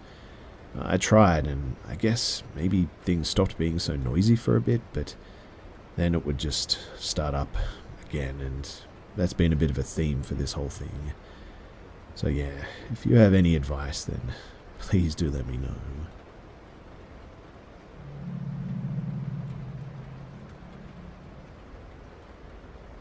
Me, my best friend, her girlfriend, and my boyfriend were walking home from dinner and stopped at a 7-Eleven. My boyfriend wanted a couple of beers. We waited outside while he got what he needed. As we were outside, I noticed a girl with a backpack walking around the parking lot. She walked up to another girl who was on her phone, and girl number 2 said to whoever she was talking to, "Yeah, my homegirl here, 1 second," and proceeded to tell girl 1 to go and sit in a car occupied by a large white male while she went inside. I noticed the male and the girl number 1 kept looking at us from the car while girl number 2 stayed on the phone inside. I specifically noticed that the male said something and pointed, and girl number 1 laughed while looking at us. Here's where it gets sketchy too. Girl number 1 gets out of the car and comes up to my friend and asks her if she has a pen and a paper. She told her that she has a pen but no paper, and we didn't have any either. And here's how the conversation went after she received the pen. Girl number 1 said, "Where do you live? The trailer park behind here?" No, but nearby." Girl number 1 said, "Oh, okay, well, my grandmother lives there. Where do you work?" My friend said the name of a work girl, and she said, "Oh, really? I know that place. My sister used to work there. What's your name again? You look familiar." My friend tells her name. She says, "Oh, yeah, I think I know you. I knew you looked familiar." My friend has never seen her before, mind you. The girl says, "So how far until you're home?" At this point, my boyfriend came out of the store. The moment that he did, the girl instantaneously wrapped up the conversation and quickly retreated back to the car, saying, "Well, thanks for the pen," not even returning it. Nor did she write anything the entire time. She also kept trying to touch my friend. I did notice that, specifically at her wrists. The girl also had a hospital band on and was saying that she had depression or something. I noticed the man watching the entire interaction and said something to the girl the minute that she opened the car door. He seemed sort of frustrated with her maybe. But they watched us until we walked off, maybe a minute or 2 later. They proceeded to sit in the car for at least 3 minutes. At least that's how long it took until they were out of my sight. Probably longer since they made no effort to pull off. But the whole thing just seemed, I don't know, really sketchy and weird. Has anyone heard of anything like this before? I'm especially worried as my friend doesn't have a car and walks everywhere, so there's a good chance that she may be back there at some point. Should we be worried?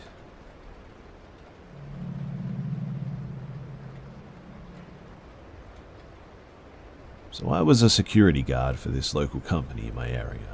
I was assigned to a water park with another guard who was regularly there keeping watch. He was to train me and show me around and tell me what codes open what doors, stuff like that. But I first noticed how quick he was to enter and leave the property, that he never wanted to spend more than like 10 minutes inside the property before he would be eager to leave. Our first night was simple. There was nothing exciting or interesting going on, so our night dragged a bit. After a few hours, I asked him if he'd experienced anything unusual while working here. He told me that he's had some problems with people trying to enter the property without permission, but that's about it. He also told me that he hated working there because of his encounters with these people. He said that they creeped him out because of just how sneaky they were. He didn't really want to tell me much because he was afraid that I would leave the post. That should have been a red flag for me, but I was too excited to let anything like that scare me. A few more hours later and our shift is over, so we check out and go home for the day. The next night, my boss calls me to explain that the security guard, my partner, had resigned. I must admit that I was a little bit upset about that because now I have to work a two-man post all by myself with barely any knowledge on the place. Anyway, fast forward a few weeks, I started to get the hang of things and created my own routine with no issues at all. There were no break-ins, no vandalism, nothing. It's now 2 a.m. and I was outside at the front of the property completing my rounds when I heard a door slam from inside. I jumped because of how loud it was, and as I started to walk back into the property, I continued to hear doors opening and closing. I could feel myself getting nervous because it was my first situation that I've ever had at this place. As I walk inside and started to check the doors and complete a round to make sure that there was no one on the property, I get to this corridor where there was a set of stairs that led down to a door that was wide open. I gingerly walked down the stairs to close and lock the door because I was too scared to take a look inside. But as I turned around to head back up the stairs, I noticed a man dressed in all black standing at the top of the stairs. I take a step back and realize that I'm cornered, and if he was to try anything, I would have nowhere to run or hide. So I politely asked him if he needed any help, and he didn't reply. I then asked him how he got into the property. He still didn't reply. He slowly turned his head and snapped his fingers, and then from the left side of the staircase, another man slowly crawled to his side like a dog on all fours. And at that, I turned around and kicked the door open and ran inside and locked myself in a bathroom. I did this as I called my boss and told him what I'd witnessed. They sent an armed security guard to my position to complete a walkthrough to make sure that I was safe. As I got the call that the area was clear, I came out and told them everything from start to finish. I realized that they didn't believe me, so I clocked out and went home for the night. The next morning, I received a call from my boss explaining that they had checked the security footage from the night before, and what they told me horrified me. Every hour when I would complete my rounds inside the property, those same two men would follow me through the facility as if they were stalking me, like as if it was a game to them. After that, I asked for a new position because I was too horrified to work at that water park. I now know why my trainer didn't want to work there anymore too, and this actually happened to me. I have more creepy stories like this from when I was working security, so if you want to hear them, I'd be happy to share them, but thanks for listening, and it's good to finally get this off my chest. When I was in my early days of my career and joined an internship in a small town, a few of us were housed by the company that we worked for in a modified apartment. They basically had joined two apartments together, so there were 3 bedrooms and a bathroom on each side, with a really, really long corridor in between. Now, towards the end of the assignment, we had a group presentation, so the bunch of us living on our side, we worked on the presentation together, decided to head very early into the office and practice. As per our plans made the previous evening, me and this girl called Simna woke up first around 4:30, so we could use the 2 bathrooms each and get ready. I didn't mind using the bathroom at the other end of the corridor, so I collected my toiletries and headed that way. Simna was doing the same on our side, and we didn't really talk as it was way too early and others were also sleeping. The 2 bedrooms on the other side were empty, and one was closed. I assumed that they were sleeping. I set my stuff on the counter and realized quickly that I forgot my bath towel, so came out of the bathroom and saw Simna standing in the middle of the darkened corridor with her back to me.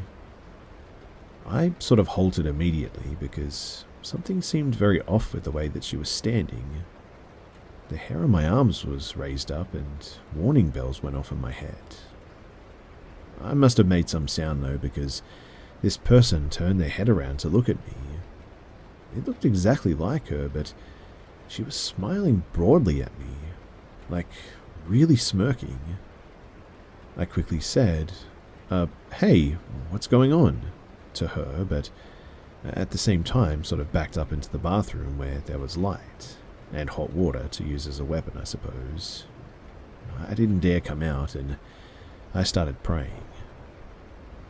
After around 20 to 25 minutes of time had passed, I heard knocking on the bathroom door and my roommate's, not Simna, voice asking me if I was done. I didn't say anything to her. I couldn't understand it myself, but as I walked down the corridor to my room, I saw Simna getting ready in her room. I went to her and was like, "What the heck, dude? You scared me." And she did not know what I was talking about. I did not know this girl very well, but she was not a prankster from what I could tell. Also, it was too early in the morning, and we were too geared up about the presentation for her to do something like that, and to pretend like nothing happened. Till the end of that internship, she maintained that it wasn't her that scared me that morning. To this day, I cannot explain what or who I saw that morning.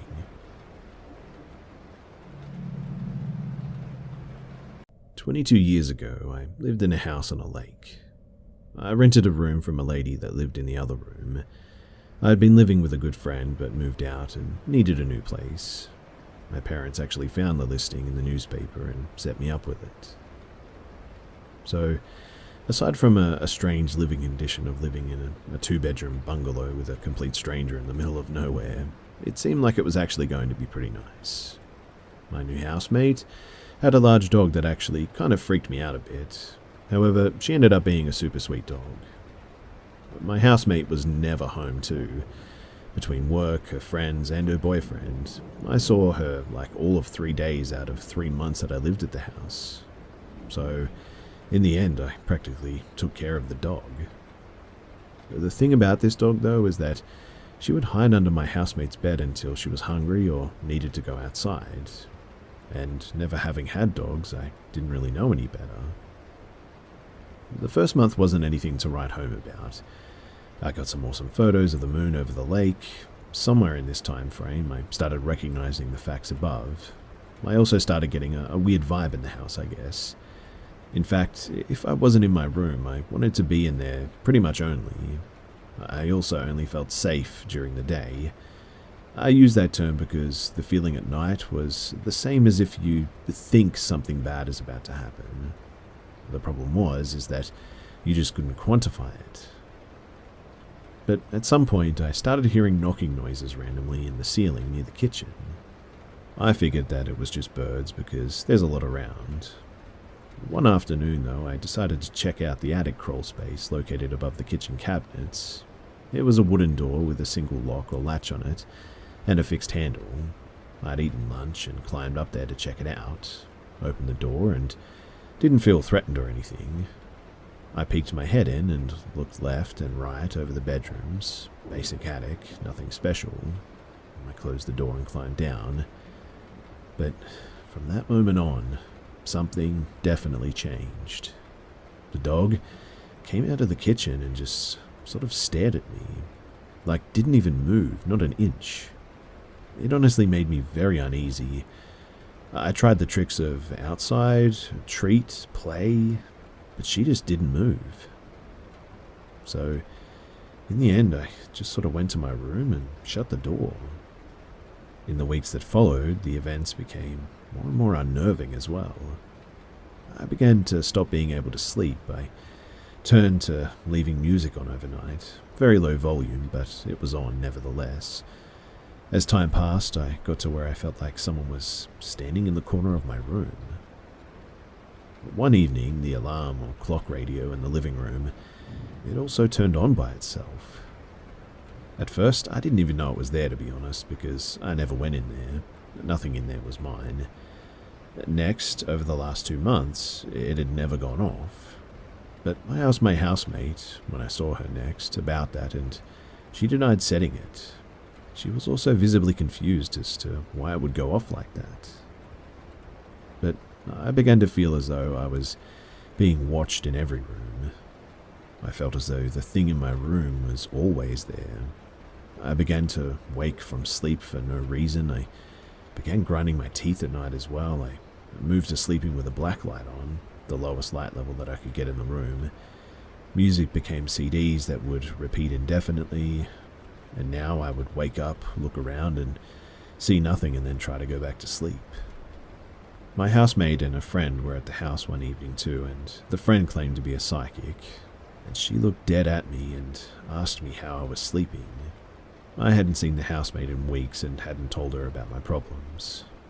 She then tells me that there's apparently an old man in my room and that he doesn't like me. I asked if there was anything that I could do, and she said no. I began addressing this man, though, trying to fix things in a desperate attempt to get more sleep and asking him to leave me alone, but life got much worse. I would be on the phone with my now wife and would fall asleep, and she would tell me years later that there were really strange sounds that scared her.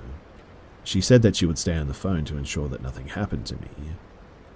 I began to have regular nightmares every time that I closed my eyes. My work started to suffer. I was exhausted. It was around this time too that I began to see a dark cloud like mist that appeared to pour out of the cinder wall, with the lights on, mind you, in the corner of the room the man had been reported standing in. I would walk over and touch the area, but there was never anything there. I would go back to bed and see it still happening. My wife was getting ready one morning, and while putting on makeup, she also said that she told me that the face just wasn't hers. She left the bathroom and she never went back in. That night, we were both asleep. She had become accustomed to my nightmares at this point. I had a dream that she and I were in my car driving down the road. It was nice. I look at her and then back at the road in time to see 3 children in the road. The next sequence happened so fast, I had no time to react. Each hit the windshield and sort of appeared zombie-like. I immediately awoke, obviously. I was sweating, shaking, and scared. My wife was instantly awake also. She asked what happened, and I relayed the story above, and her face lost color. She looked very concerned. Thinking it was the content of the dream, I apologized, but she sat silent, long enough to make me wonder if something was wrong with me. She eventually broke the silence and said that just before you woke me, I dreamed that we had just gotten into your car. We left, and the next day I found somewhere else to stay. We moved to another state, and the first night in the new place, I slept non-stop, perfectly. I woke up rested and recognized like the silence in my head, if that makes sense. And after getting out, I'm more convinced than ever that there is something going on with that house at the lake.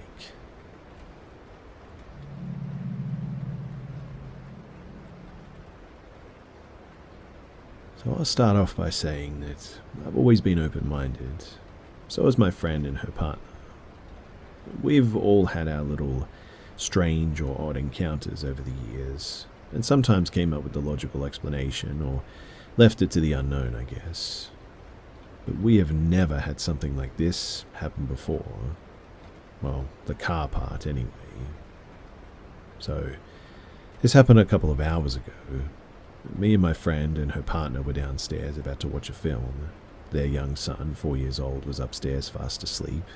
The stairs are in the front room where we were sat, and their 4-week-old daughter was in the Moses basket by the sofa. We had turned off the lights, shut the curtains, and got comfortable. There was a small bang upstairs, so my friend's partner went to check their son. All fine. But as the partner walked down the stairs, he heard almost like a wind chime jingle from their bedroom, and said out loud like, "Huh, that's weird," but put it down to a possible draft somewhere or something. Not even 5 minutes later, we get comfy, go to watch the film, and me and my friend notice car lights outside, rather bright, so we take a peek. It's their car, full beams on, for about 10 to 15 seconds, and then off again. And we all looked at each other dumbfounded. And again, a bit longer this time. Then the indicators flashed a few times, and stopped. And as it stopped, their son screamed, like not even a second passed, and he started screaming and crying, to the point that he was so wound up that he was nearly sick. Of course, as soon as he screamed, the dad ran straight up as my best friend was breastfeeding. The dad brought him down, and he was inconsolable. And being only 4, he couldn't exactly say much, just sort of some broken words. Then the TV went off with no warning, then a bang upstairs, and then silence.